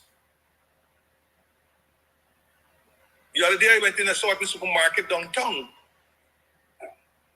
who replaced another supermarket that was owned by a Guyanese of African descent. And it's absolutely well laid out, well put together and so on. But to tell you the truth, I fear for that supermarket. Simply because the traffic that I see in other supermarkets, other established supermarkets, not the Chinese one, but certainly the other ones that were here before the Chinese became of prominence, worries me. You know, it worries me in terms of the traffic that I see that they get there. We got to encourage more of our people to go to Rob Street and shop at that supermarket. Well, that is. So if we don't lift our own businesses, you know, we always talk about, well, you know, we got to start buying from we own, we got to do this, we have to keep the dollar in the community and all this kind of thing. But we talk it a lot, but we don't do it. When you ask people, they say, well, you know, I would like to, but that supermarket sells, I could go over so and I get it cheaper and so on. But, you know, I mean, that is human nature. That is human nature. But, you know, we need a bit more education where that is concerned. You know, you may be getting it cheaper over there, but that person is not implying people over there is implying.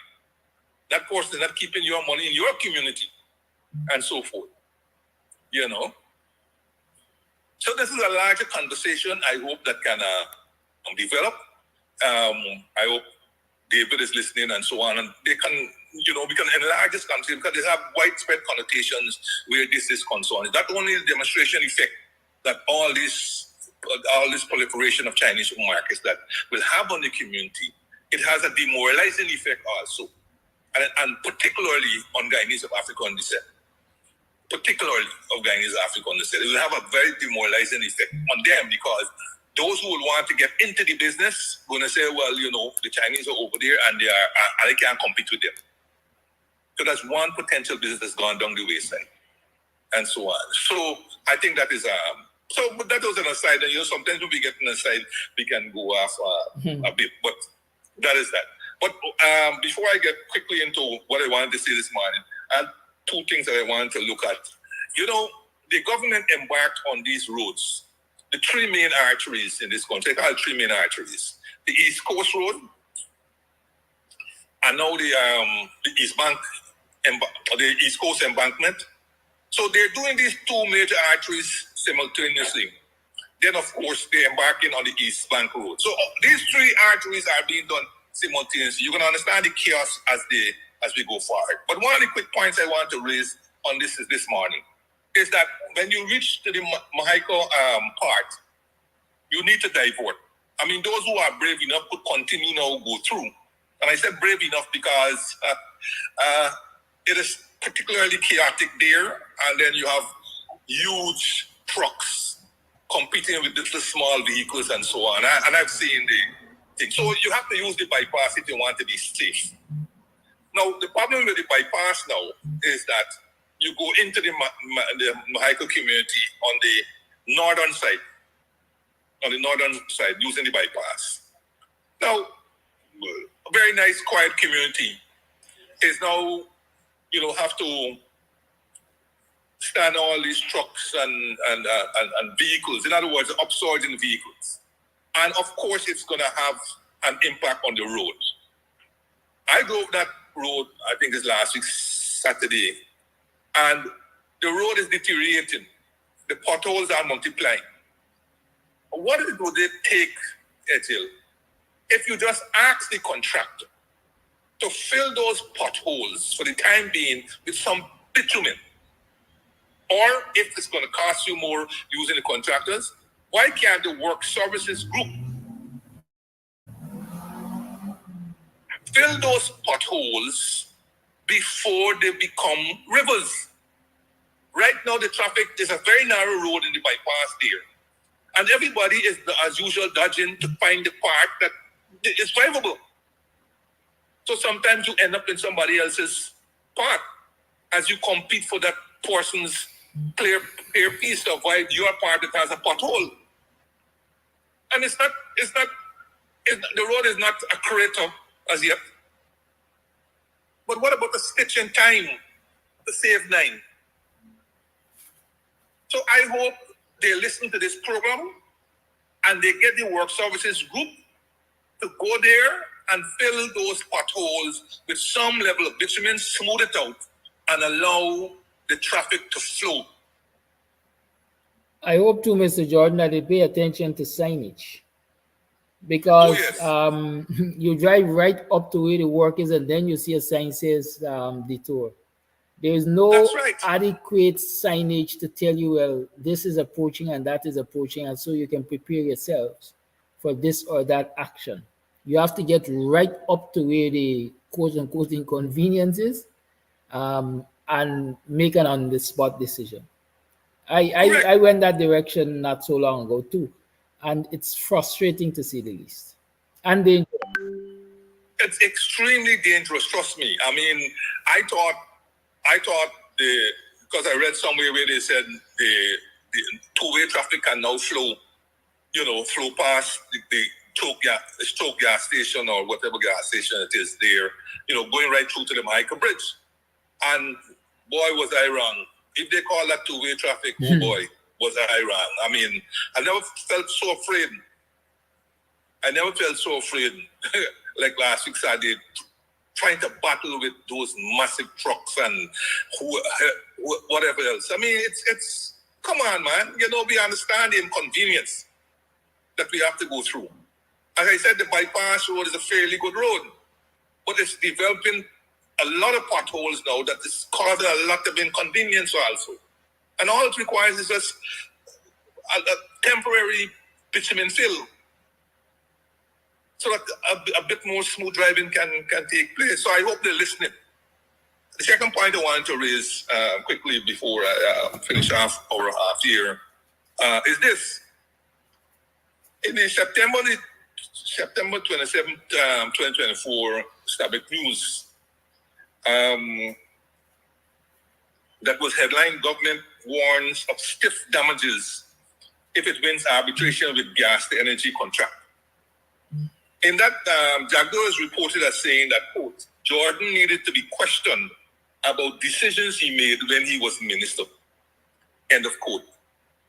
So apparently this came about because, as you know, I had been on another program, Nation Watch, and where I raised serious questions about this gas for energy project, including the fact that we have no document in place, and we the citizens were being asked to trust the government in whatever they say. And given our whole history of trust and the litany of broken promises and projects, especially that were under the supervision of this guy, we must demand all the documents be in place also. And also I question the arrangements in the absence of any documents for the pipeline that the Exxon people are laying, right? So the Stabic News reporter, I don't know whether she's a journalist or the reporter, and I know you know that there's a huge difference between the two. She probably asked him, or probably questioned him that, look, the former minister said so, and so on. And what might have been his comment. And his immediate reaction is to say, Jordan needs to be questioned about decisions he made when he was minister. So it's a red herring, of course, and it's a sidetracking from the question that was being asked, right? And then he said subsequently that he said before that the repayments will be made from gas that is sold to the company that will be running or managing this gas to energy project. Well, Tuesday, I think it was, Peter and Tom had an article on investigative journalism where he was bemoaning the absence of investigative journalism and the loss of that art and so on. And while he was doing that, I seem to recall, seasoned journalists like Adam Harris and Enrico Wolford don't attend this man's, I call it, malignant monologues every Thursday. And perhaps they do so for good reason. So those who there are the reporters, they are journalists. So they don't do the investigative work and are not able to on the spot follow up questions based on answers that were given. Because his retort of, he said before that the pipeline will be repaid from gas sold to the company that is going to be managing, is indeed pregnant with follow-up questions. You can't repay something if you didn't take a loan. Is that so, Kanati? True. So whether you call it an advance by Exxon or whatever, it's a loan the government has taken. But advances are loans. Advances are loans. You don't repay something for which you didn't borrow before.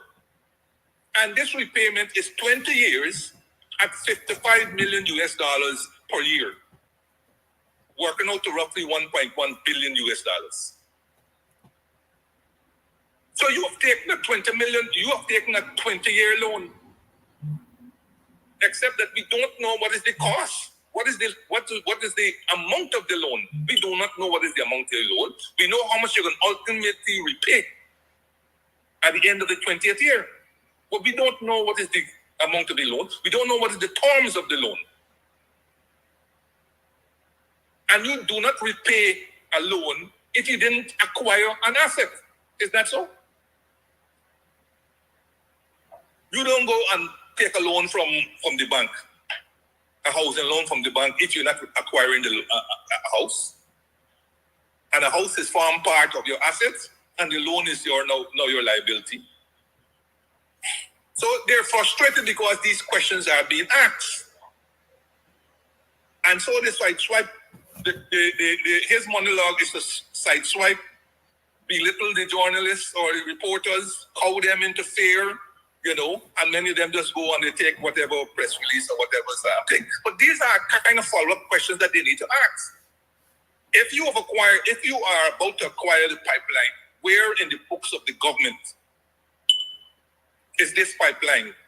Where is it part of the asset register of the government?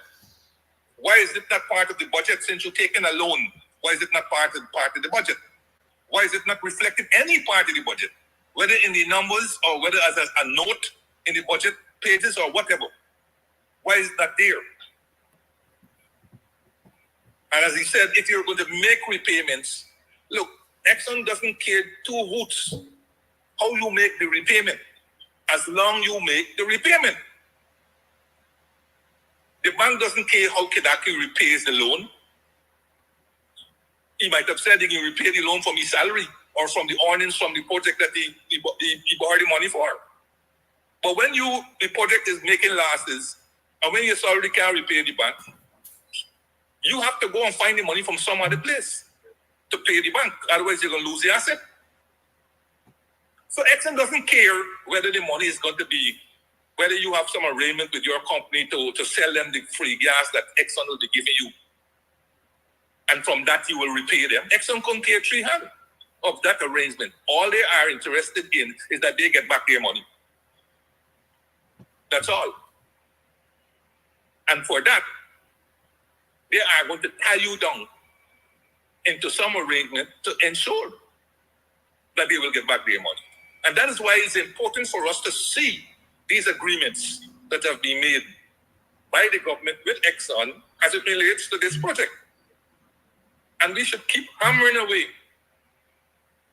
until we get those documents in the public. After all, they're drawing serious money. They are drawing serious money from the Natural Resource Fund. I will come with that. So that just now. Without any proper documentation or reporting to the citizens of this country. So I wish that journalist could have gone on and asked a follow-up question. Maybe she would not have been given the opportunity to do so.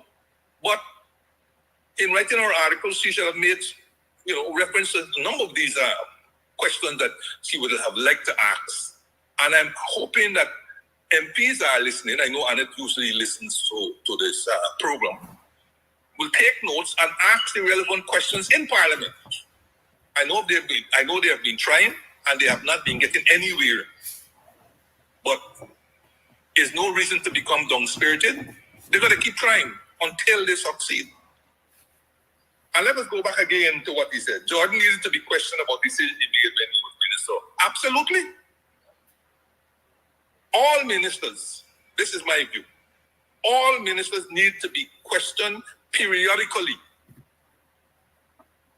about policies and decisions that they have made, about their plans, and so forth.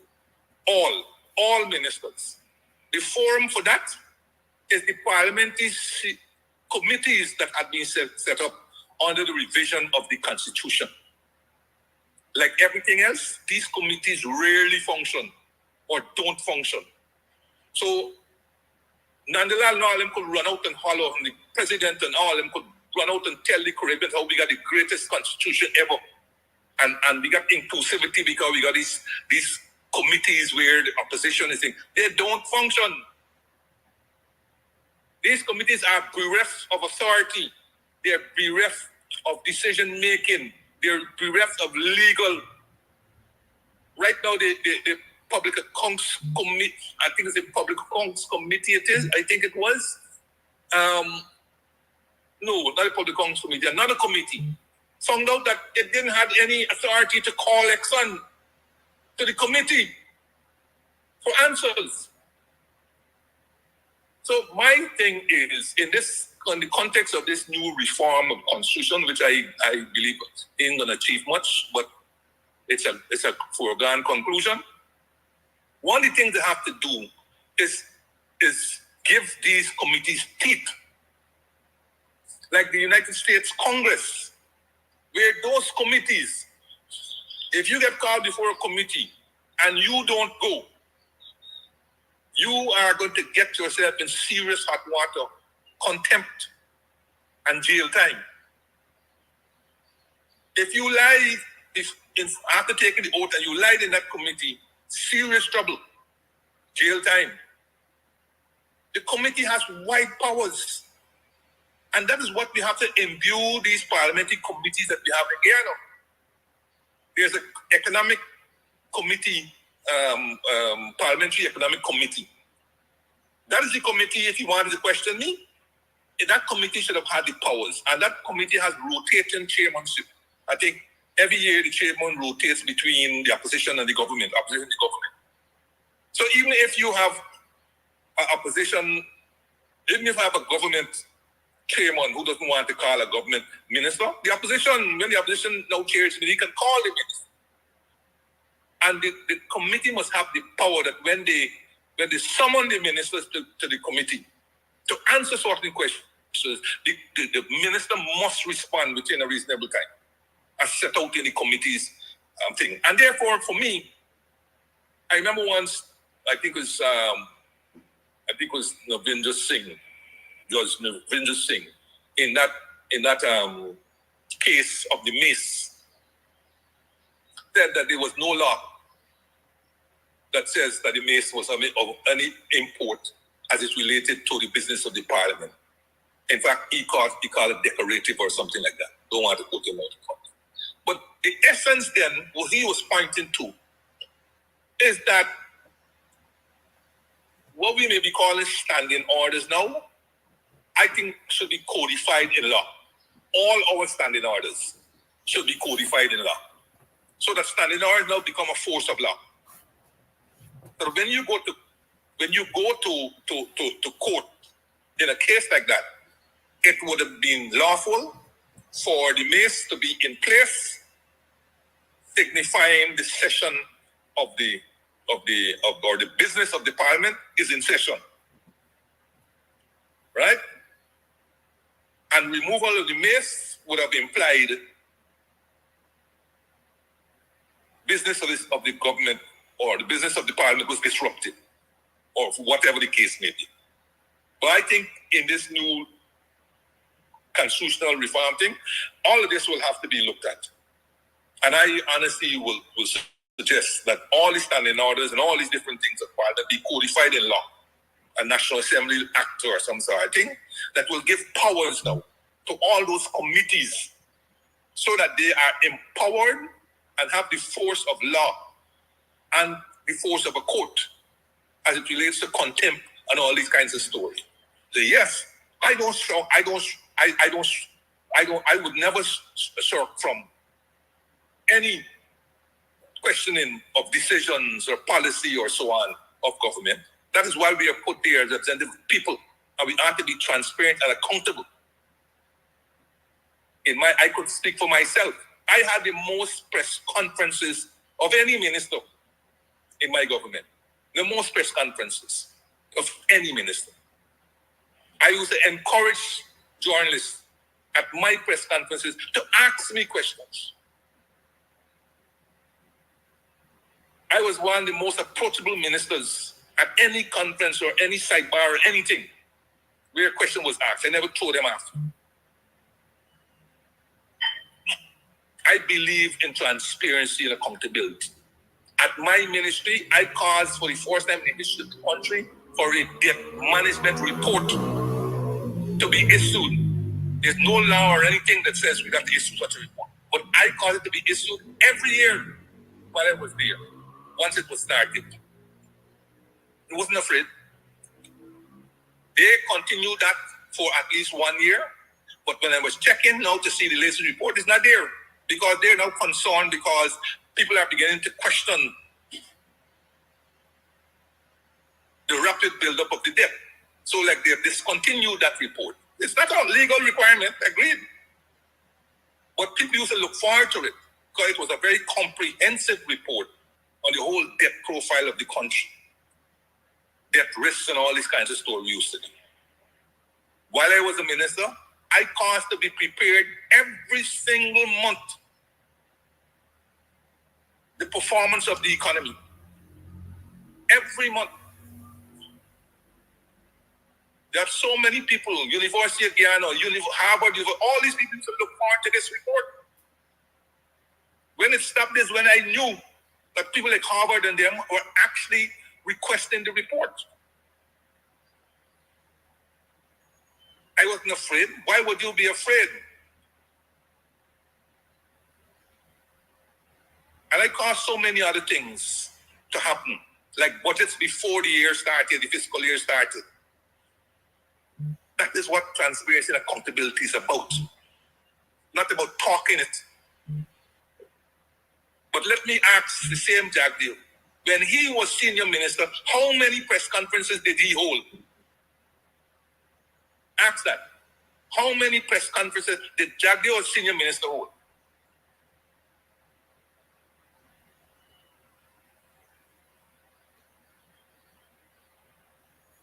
Opaqueness. That's what the PPP is about. Opaqueness. And try to pin it on other people. But not me. They're choosing the wrong person.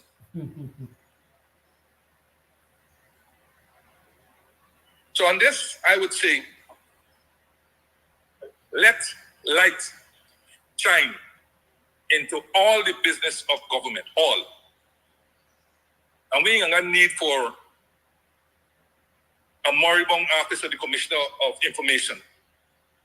Let the light shine. If you got nothing to hide, or if you got nothing to be worried about, let the light shine into it. Defend all the things that you have done. And as I said, institutionalize, give power to the parliamentary committees, the natural resource committee, the economic committee, and so on. Give power to them. And you know what's amazing? Why you have to give power to them? Under the coalition government, I don't know if how many of you remember, the natural resource committee that had someone, I think Lubumbo was the chairman of that committee at the time, had someone, Raphael Trotman, and his team to the committee. And they came. Wide-ranging discussions. And the very Exxon, which they're claiming now can be summoned by the committee, came to the committee and gave explanations. Their chief gave explanations and so on. We weren't afraid of anything. Some decisions might be controversial, but it's a decision that has been made and you must be able to back it. It is not a reason for opaqueness. Agreed. If it has security implication, it must remain secret. I agree with that. But in almost all other instances, the public has a right to know and a need to know. And as much information and documents must be available to the committee without having to go through hoops and break a lance to get it.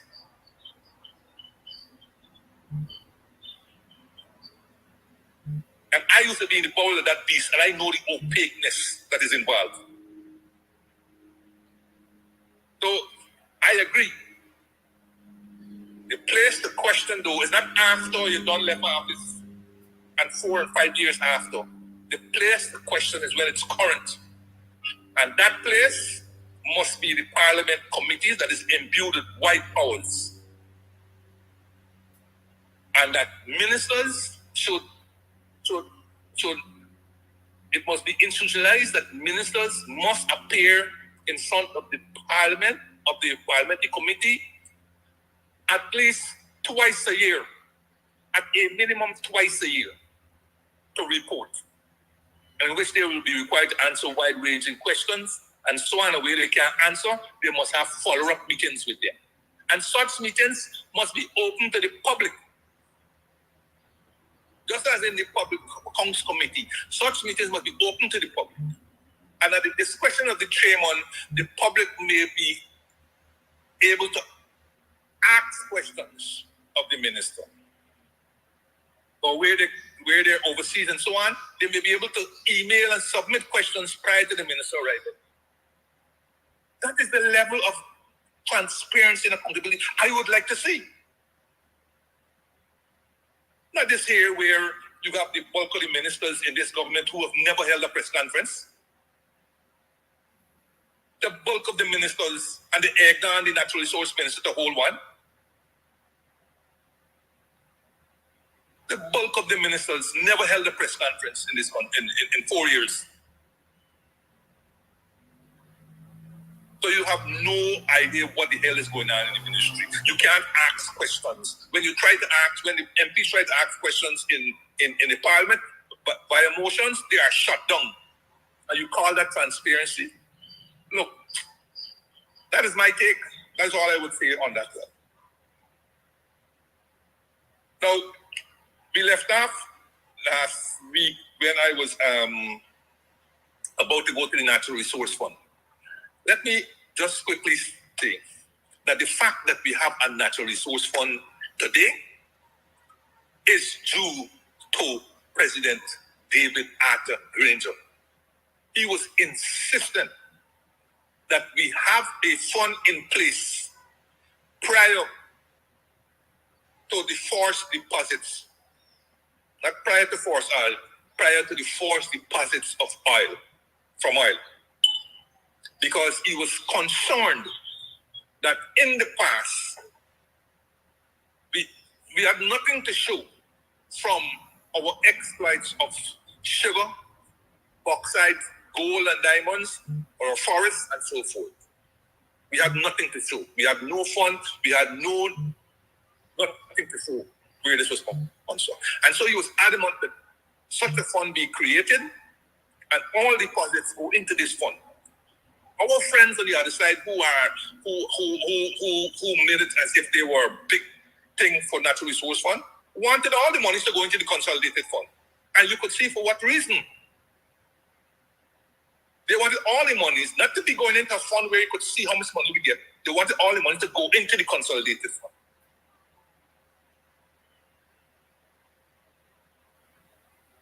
So when our act was passed in 2019, the Natural Resource Fund Act 2019, of which people found when it was too late, all the different checks and balances and so on that act had, but followed the leader, they followed the opposition and its foolishness about what the act didn't do and it didn't have board and all this kind of story. They came in, passed a new act in 2021 that had 75% that they lifted from the 2019 act. And the checks and balances and so on, they either got rid of them or they diminished them. And they put in a board of directors. Everybody ever heard of this board? Ever heard what work they do? Opaqueness again. They have nothing to do. Absolutely nothing to do. The board makes no decision where that fund is concerned. So it's one of those that was able to hoodwink the international community. That there's a board of directors doing what? Check their reports and you will see. They met and did nothing because there was nothing to do. There was absolutely nothing to do. So the board was just to hoodwink the international community. Who knows? We have a board of directors. Check on what their board of directors do compared to what the board of directors in Norway, for example, has in relation to the fund. The board of directors control that fund. The board of directors here don't control any fund. So they're being paid their stipend for doing nothing.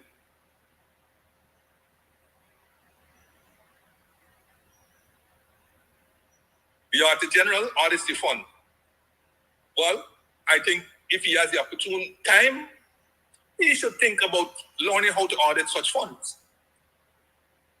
Because the audit that he does is one of those simplistic audits. The audit is at best simple. Here you have the PSA talking about the government paying taxes. on behalf of the contractor. But there's no note from the Auditor General indicating that the government paid taxes on behalf of them, or these monies were likely due to the natural resource fund, or these monies would have likely been taken out in natural. Whatever note, there's none to the account. And there's a board of directors to the fund. Ordinarily, such board of directors would have been paid from the fund because its activities related to the fund. The fund gets deposits, and there's expenses out of the fund. But there's none. The government pays from the consolidated fund the expenses of the board. But not even that note is taken account of by the auditors, by the Auditor General, when he does his thing. So there's so much that is wrong. And again, as I say, opaqueness.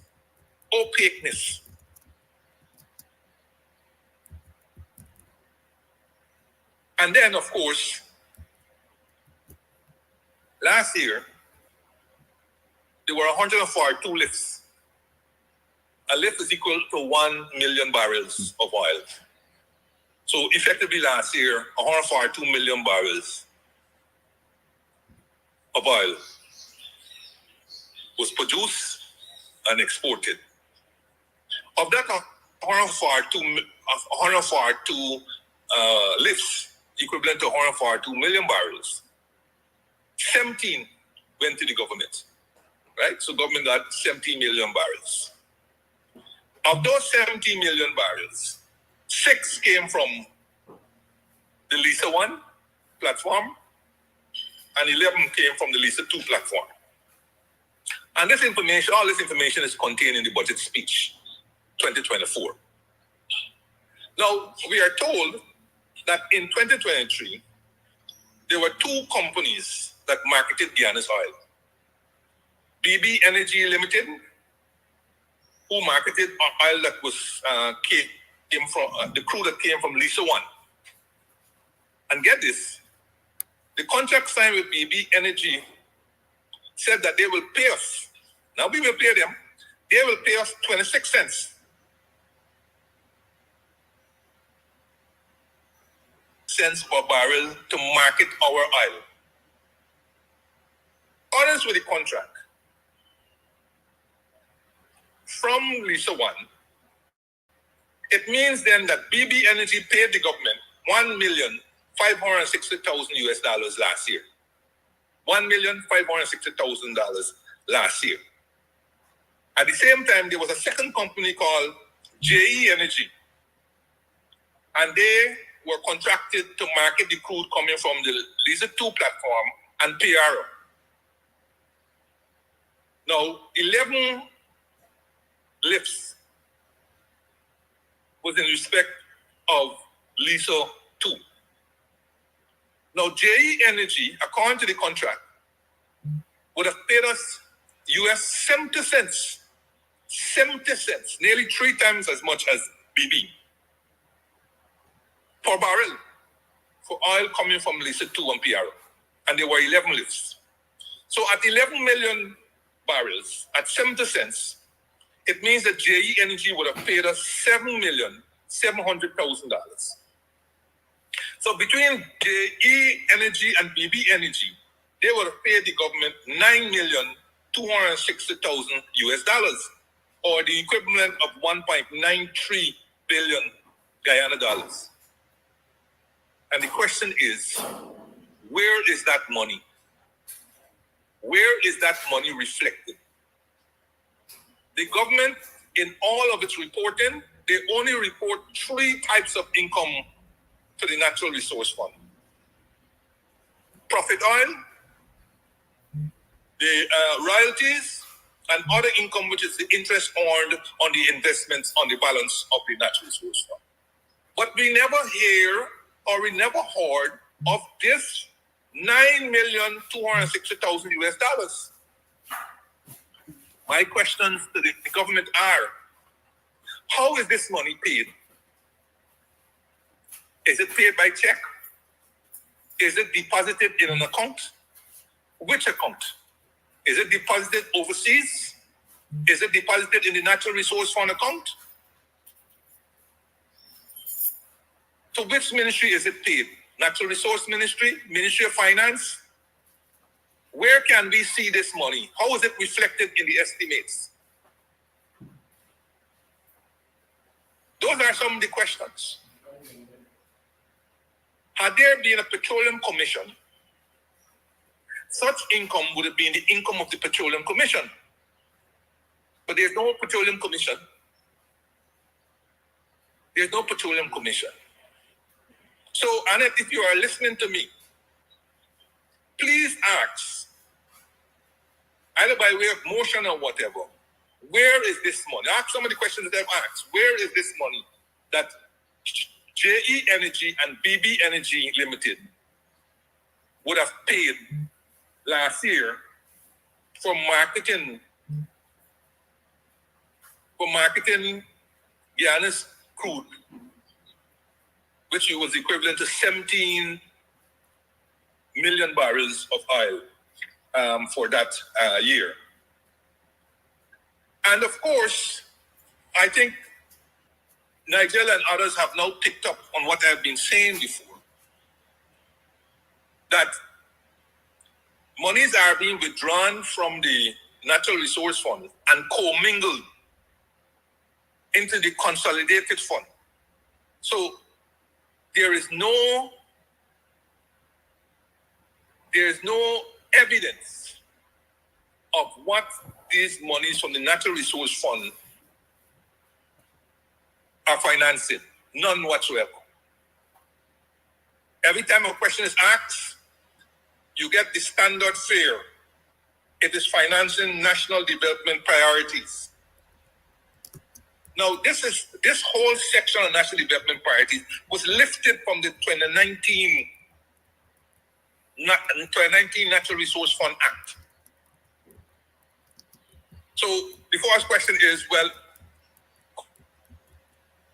coalition respond to the act. Is the coalition put it there? So why are you criticizing it now that it's in the 2021 Act? The reason is because, as you well know, not everything can be put in an act. Just like not everything can be put in a constitution. In fact, some people says some of the level of details in the constitution, they're boggled because they do not understand, it defies what a constitution is about, and therefore after a while it makes the constitution unwieldy and so on. That you put the important things and so on, and then these things then are fleshed out in law, and then the things are further fleshed out in regulations. So when we put national development priorities, because we could not put everything conceivable in the law itself, we put in the law, which is now there, section 44. Section 44 of the Natural Resource Fund Act, 2021, provides for the minister, I presume the Minister of Finance, because I think the act was made under the Minister of Finance, to make regulations governing for the better carrying out of the purpose of the act. You see? So in the regulations now, you will have to now flesh out what you mean by national development priorities. That which is not in the act could now be will now be defined more minutely in the regulations. So you said national development priorities consist of capital works of a certain amount, cash transfers, whatever the case might be.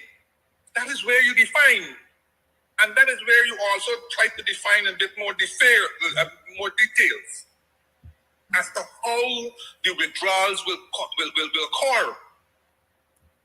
If a project costs, if a multi-year project costs, $20 billion that will be financed wholly from the Natural Resource Fund, then we have to know. That's why you have to do studies and all these kind of things to help you determine how the project will progress. Right? In year one, how much works you expect to be done year 2 and so on. And that will allow you to put together how much you will be drawing out from the Natural Resource Fund. And the regulations will also tell you how to account for the resources coming out of the Natural Resource Fund. So that's why I'm telling you that the general's auditing is let me use the adjective simple again. Because what can he tell you about the monies that were withdrawn from the fund? He could only tell you that if the monies were withdrawn and put in the consolidated fund, full stop. He can't tell you which projects these monies are thing. And as an auditor, he had to be concerned about that. That he's auditing blind. He's been asked to give a clean bill of health to a fund that he's unaware of.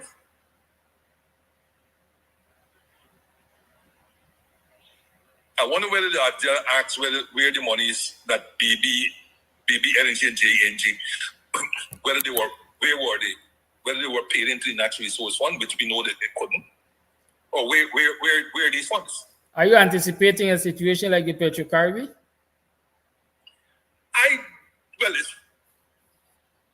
First of all, it's not as much. But all I want in the context of transparency and accountability, for them to tell me, and for them to tell me every time these monies are paid, just like how they give you indication every time the deposits are received.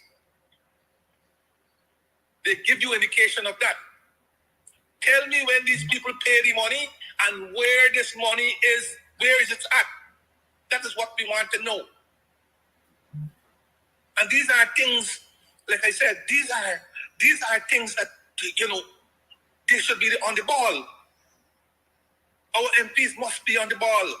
They got to keep the government on the toes. They must be on the ball. I need to know where this money has gone. How can it be identified? Don't tell me it's on something mark or the income someplace. I need to know this is specific money in relation to marketing of oil. And quite frankly, you don't have no Petroleum Commission, and this money should be going to the Natural Resource Fund. Because it's in connection with the natural resources. Is that right? Agreed. So don't tell me that this money is somewhere and so on. This money must be put into the Natural Resource Fund until you set up a Petroleum Commission in which it is explicitly stated that part of the revenues of the commission includes from marketing Guyana's oil.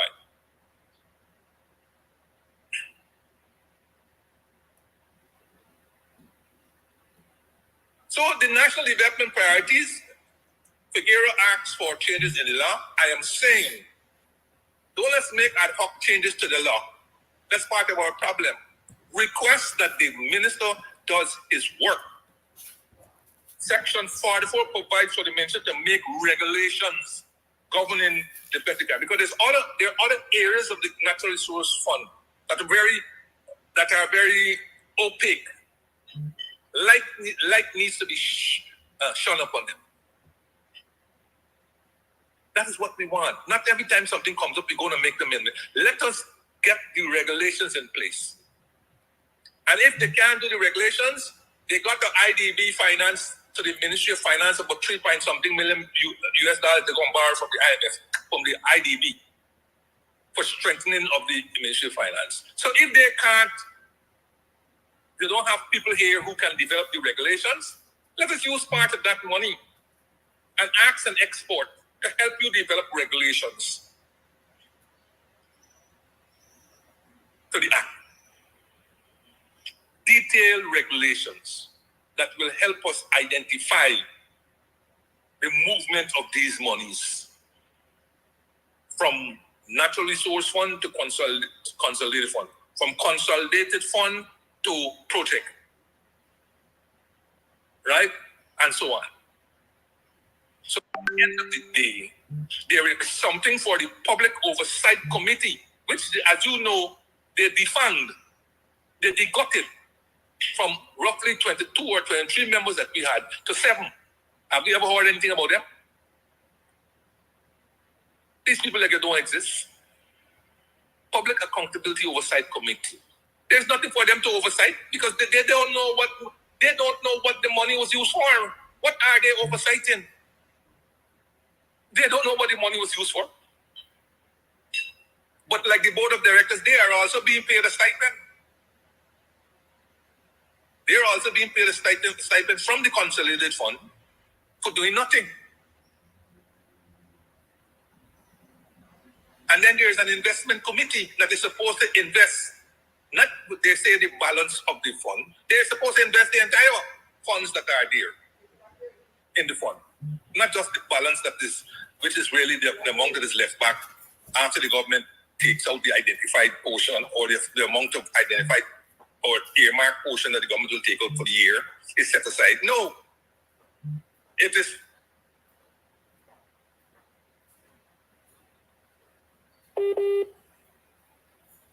and they will be able to invest in assets that will allow easy removal of monies that are earmarked for the government.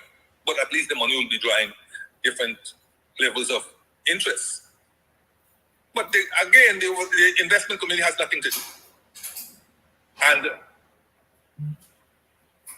I do not believe the investment committee has the experience of investing such funds. But that's another story. Because there's supposed to be an investment manager and so on. I don't know that these people have been appointed. And I don't know that there's any hurry to appoint these people. So they're big trouble there. And I don't see the government moving, especially with 1 year left for election. I don't see them curtailing their ability to use this slush fund. Yeah, this is what the natural resource fund has now become, a slush fund.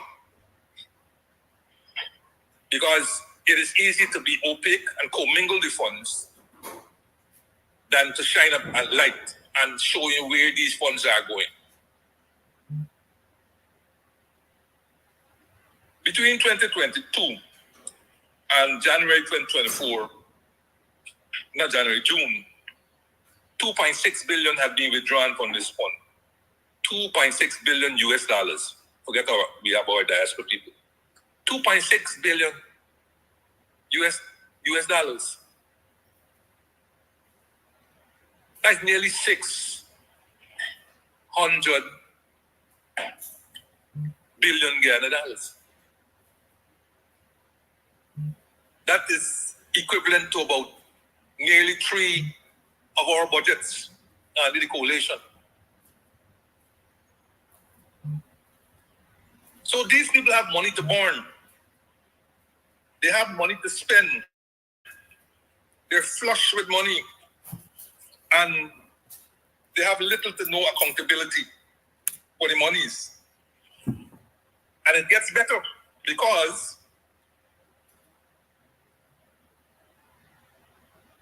the government expects to, for this year alone, to withdraw from the NRF 1,586,200,000 US dollars. 1,586,200,000 US dollars. That's what the government expects to withdraw from the fund this year alone.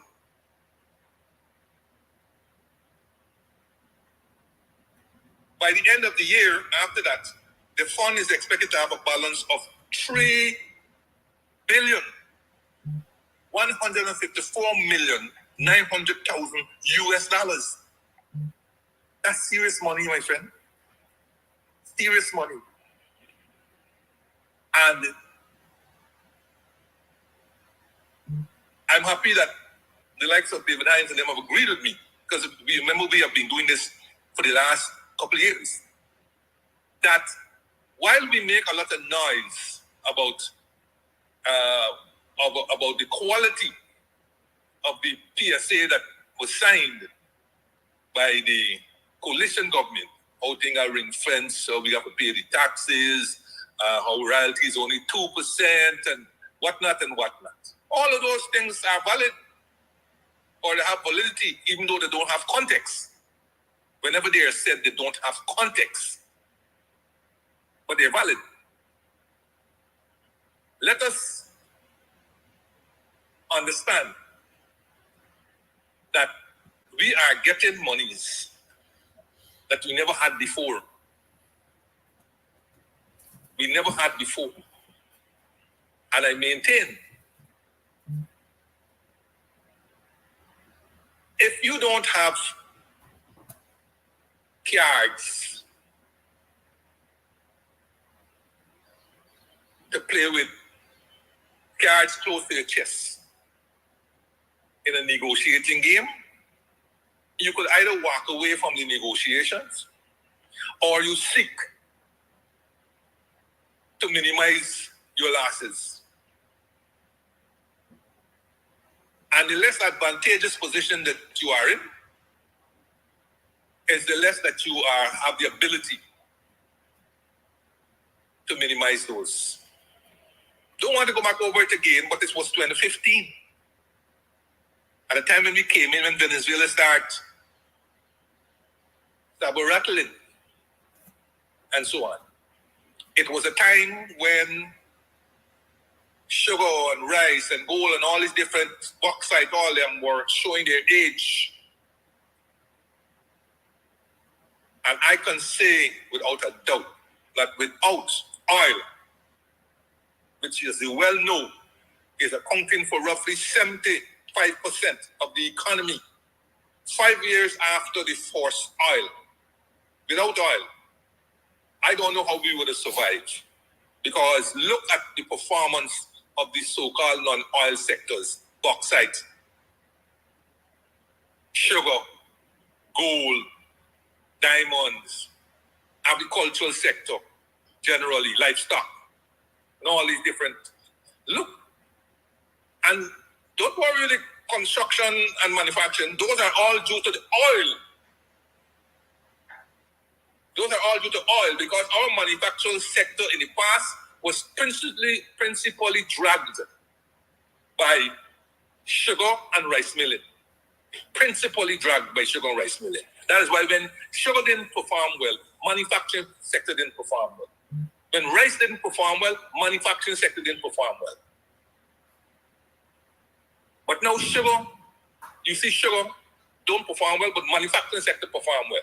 Because there are oil-related activities, fabricating and all the different things that are taking place that would not have taken place had oil not visited the country. Don't get me wrong. I'm not saying that things are wrong with the contract. I'm not saying also that things can be renegotiated. I believe what Rowley says. Nothing is carved in stone and everything can be renegotiated. Because if I write a letter to Exxon outlining the areas I would like to renegotiate, they could equally write back to me and say, listen, I also have these areas I wish to renegotiate.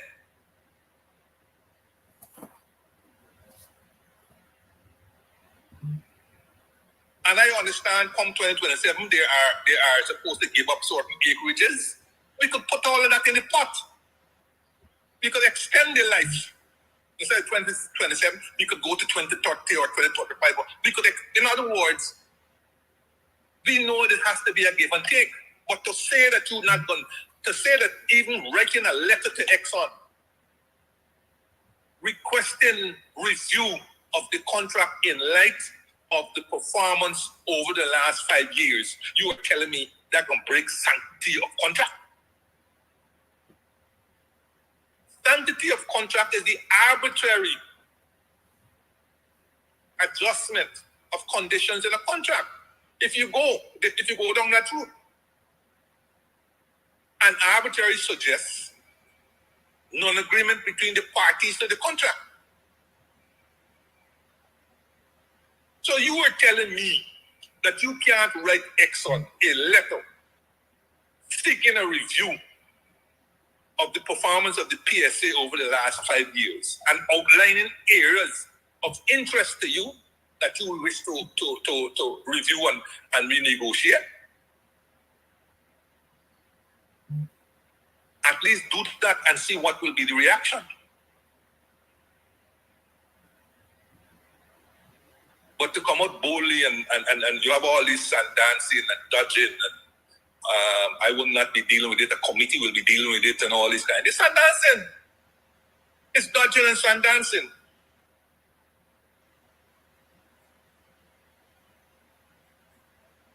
Exxon can write you back and says, at this stage, I'm not willing to review or so on. They could tell you that. But that doesn't mean that you as a government can't bring your experts to review all these different things. They may write you back presently and says, for you to elaborate a bit more on exactly what is your intent and so on. You know, you got the conversation started. The conversation started. We don't know. Unless we try, we don't know.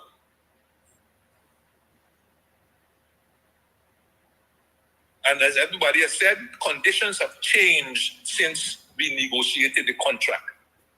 It is a valid reason for us to seek a review and see where we could have commonality of interest.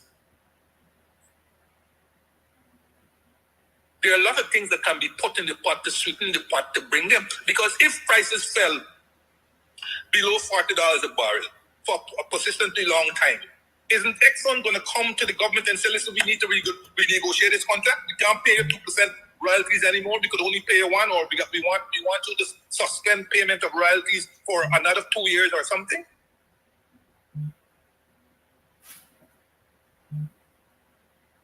So they're you know, to keep crying and stinging about how we can't, you know, I think, as I said, it's just a cop-out, as we would like to say, right? And I think, quite frankly, more can be done, right? The other quick area I want to think before I could see it's 9 o'clock, that I would like to talk about is this capital expenditure quickly, in particular procurement.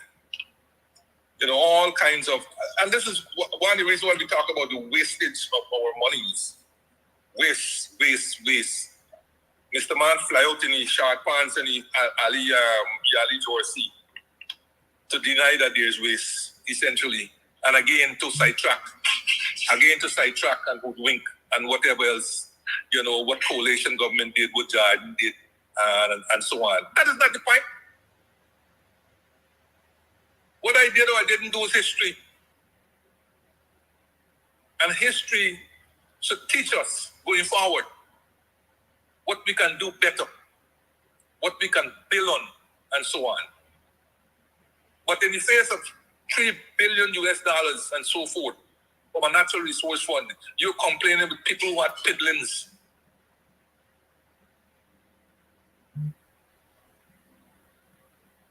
And that is why in the midst of plenty, you always have so much waste. And I keep saying, more money doesn't mean less accountability, less absorbance, because you got money and then you could do the thing 10 times instead of once. More money requires even more vigilance, even more oversight. And unfortunately, we don't have that. We're given all kinds of stories. You imagine in which country, other than Guyana, you could draw money 3 consecutive years, claiming that you're building an office complex of government. This building costs $15.957 billion estimated cost. That's what in the 2024 budget. And so far, in 2022, you drew $2.654 billion. In 2020, you appropriated $4.045 billion. And in 2024, you appropriate another $1 billion for a total of $7.654 billion in 3 years. In fact, 2.5 years, we got 2024 and finished it. But let's give them 3 years. All this money apparently has either been given to the contractor, Caribbean Green Building Inc., or most of it. Or we don't know, as a matter of fact, because the budget 2022 gives the impression that all was spent. 2023 gives the impression all was spent. And we await the $1 billion. And yet, Even the government admits there's no work on the site. But we are being told that somewhere in the stratosphere, steel is being bent and all this. But where, and I would love to see what the Auditor General report is saying about this thing. You don't give out half or nearly half of the monies for a complex that you see no visible signs. And what is worse, on the site, you are storing aggregates for road building. On the site that is supposed to be where you're seeing clearing, leveling, grubbling, whatever they call it, and so on. How many more years are they going to be bending steel? And where? Are they bending steel in China? Are they bending steel in the Caribbean? Are they bending steel in Guyana? Where? I'm telling you, no parliament in the world other than in Guyana will accept this nonsense. None. No parliament.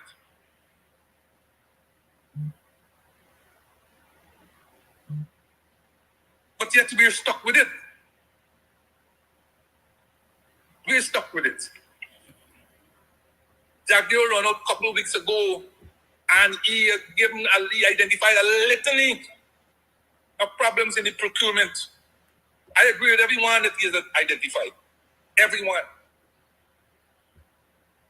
The problem is multifaceted.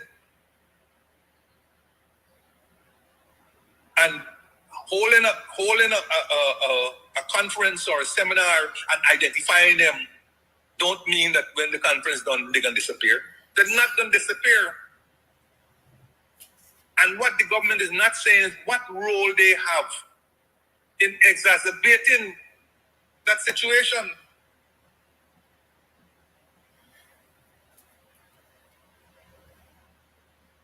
The institutions that we have put in the place are failing us. The Public Procurement Commission, the less said about them, the better. And whatever needs to be changed about the Public Procurement Commission, one thing is sure. If they are like a post office waiting for people to submit issues, and in many cases trying to figure out whether the person who submitted has a local standard in the matter. That's not what we want a Public Procurement Commission about. We want an aggressive Public Procurement Commission that is oversighting all the public works of the government.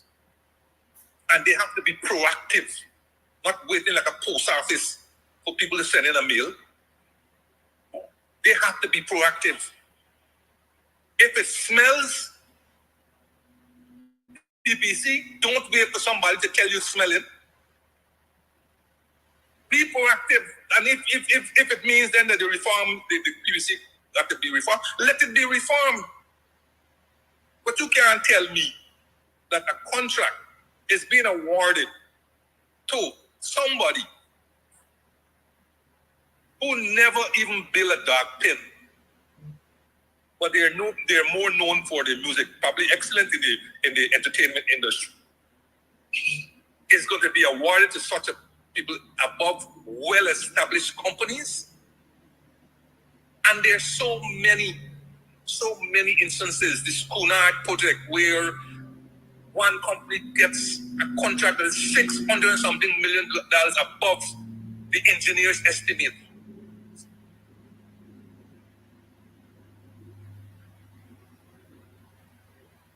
And you go out for tender for a new Demerara Harbor Bridge, in which you made it clear that this is a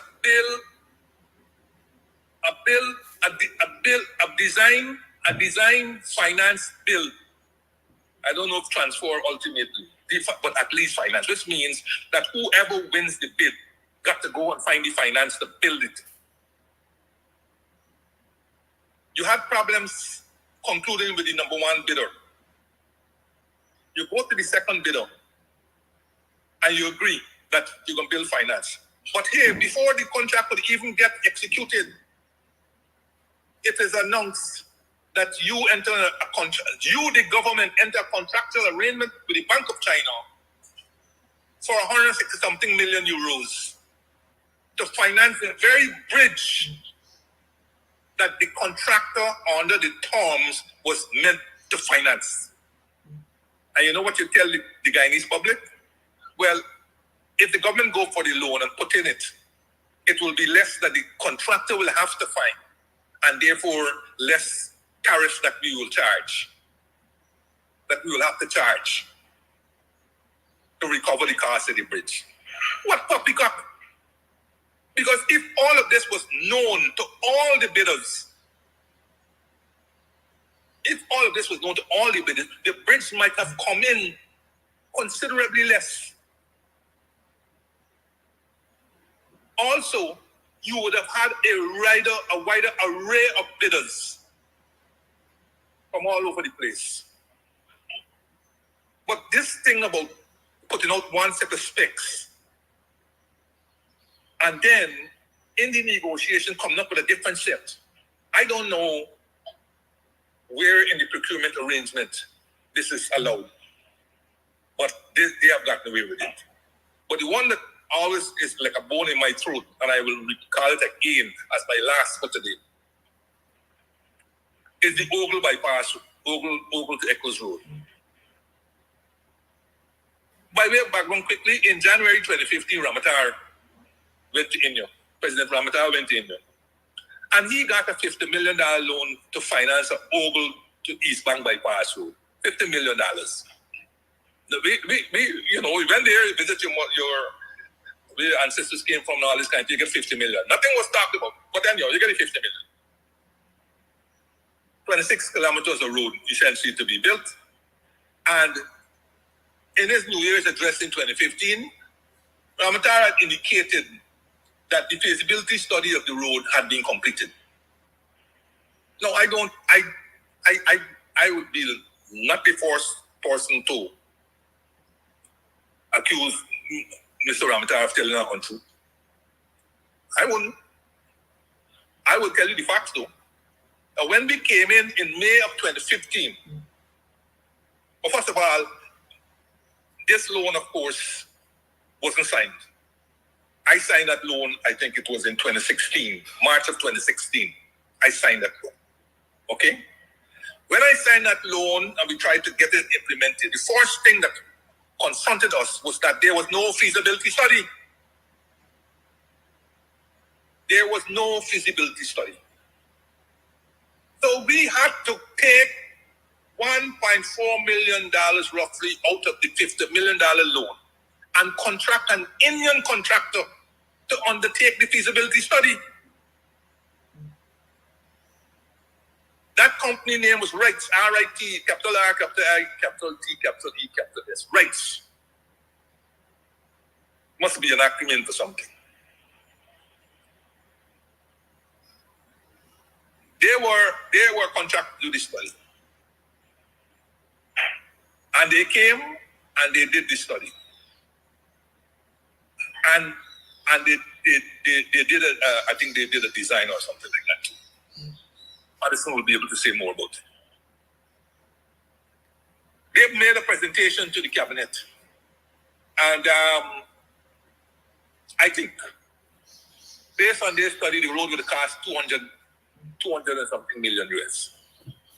But their design provided for a light rail, which we could have put in later, without breaking up or disrupting the road. Well, of course, by the time they tell us that, I wasn't there yet, so we said that was a bit costly. We only had 50 million in place. But they made it very clear that 50 million will not build us much of a road. And so we tried to pull it back with some adjustments and so on. And we will probably finance maybe some of the roads, like say the feeder roads and so on, whereas the 50 million will concentrate on things. And then we will have a phase 2. By the time the IL monies and so on kick in, we'll have a phase 2 that will carry the road, and so on. Carry the road right up to Eccles and so on. And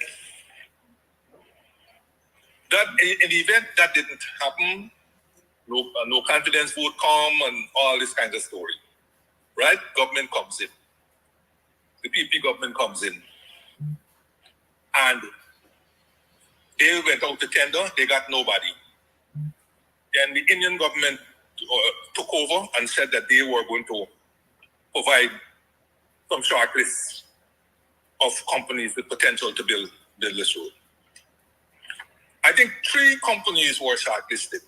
3 were shortlisted, right?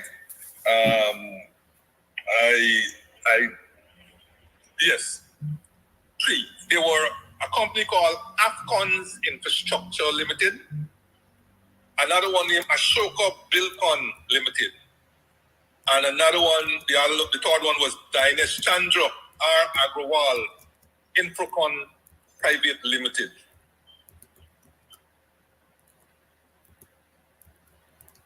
It turned out that Ashoka Bilcon, who submitted a bid, imagine, they submitted a bid for $111,976,190. Let me go over again. They submit a bid for $111,976,190. You know what was the engineer's estimate? The engineer's estimate was $48,676,922. Well, the first thing I will tell you that the engineer's estimate was a fallacy. The engineer's estimate was equivalent to the balance of the $50 million loan after you took out the amount that finance rights contract to do the feasibility study. Tailored to fit? Tailored to fit. So the engineer's estimate had absolutely nothing to do with the real cost of the road. These 3 companies, they all bid in excess of $100 million. And the government finally landed upon Ashoka Bilcon because in their bid, they said they were going to give us a 5% discount. Now, I don't know what that foolishness means anyhow. If I were a bidder in that, I will complain. If you're going to give me a 5% discount, then put the price there already. Put the price there already.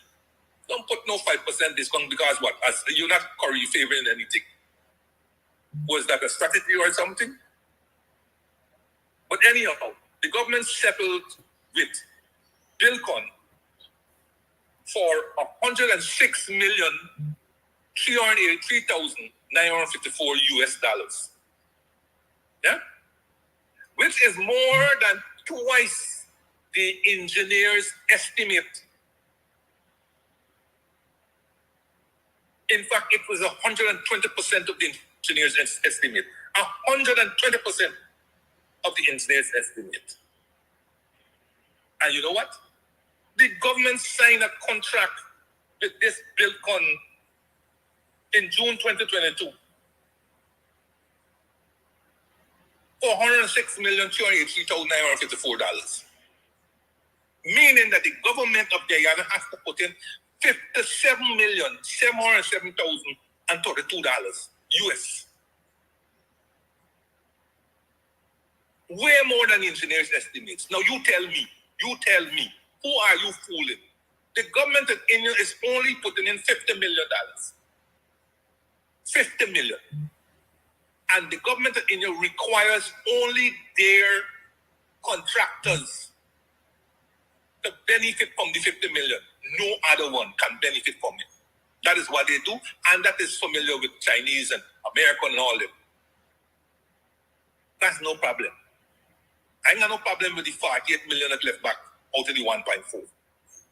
But how do you conclude a contract with an Indian contractor who bid on a project that was supposedly being financed by the Indian government, and then find out that the government of Guyana got to put in $57 million US? You are telling me that if we had put out an engineer's estimate of $106 million there and allowed the world to bid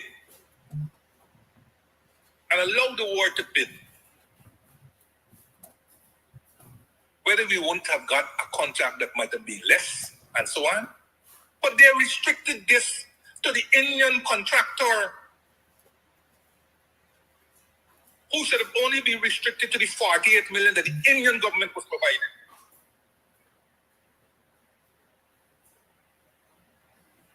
And the engineers should have been asked to identify how much kilometers could have been completed with the 48 million.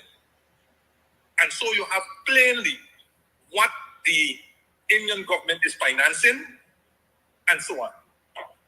And the $57 million should have gone out to tender to complete this project, of which the Indian contractor would have been allowed to bid, but all other contractors would be allowed to bid. How come you break up Schoonard? You broke up Schoonard to Crane, given 12 or 7 or 12 different contractors, different segments.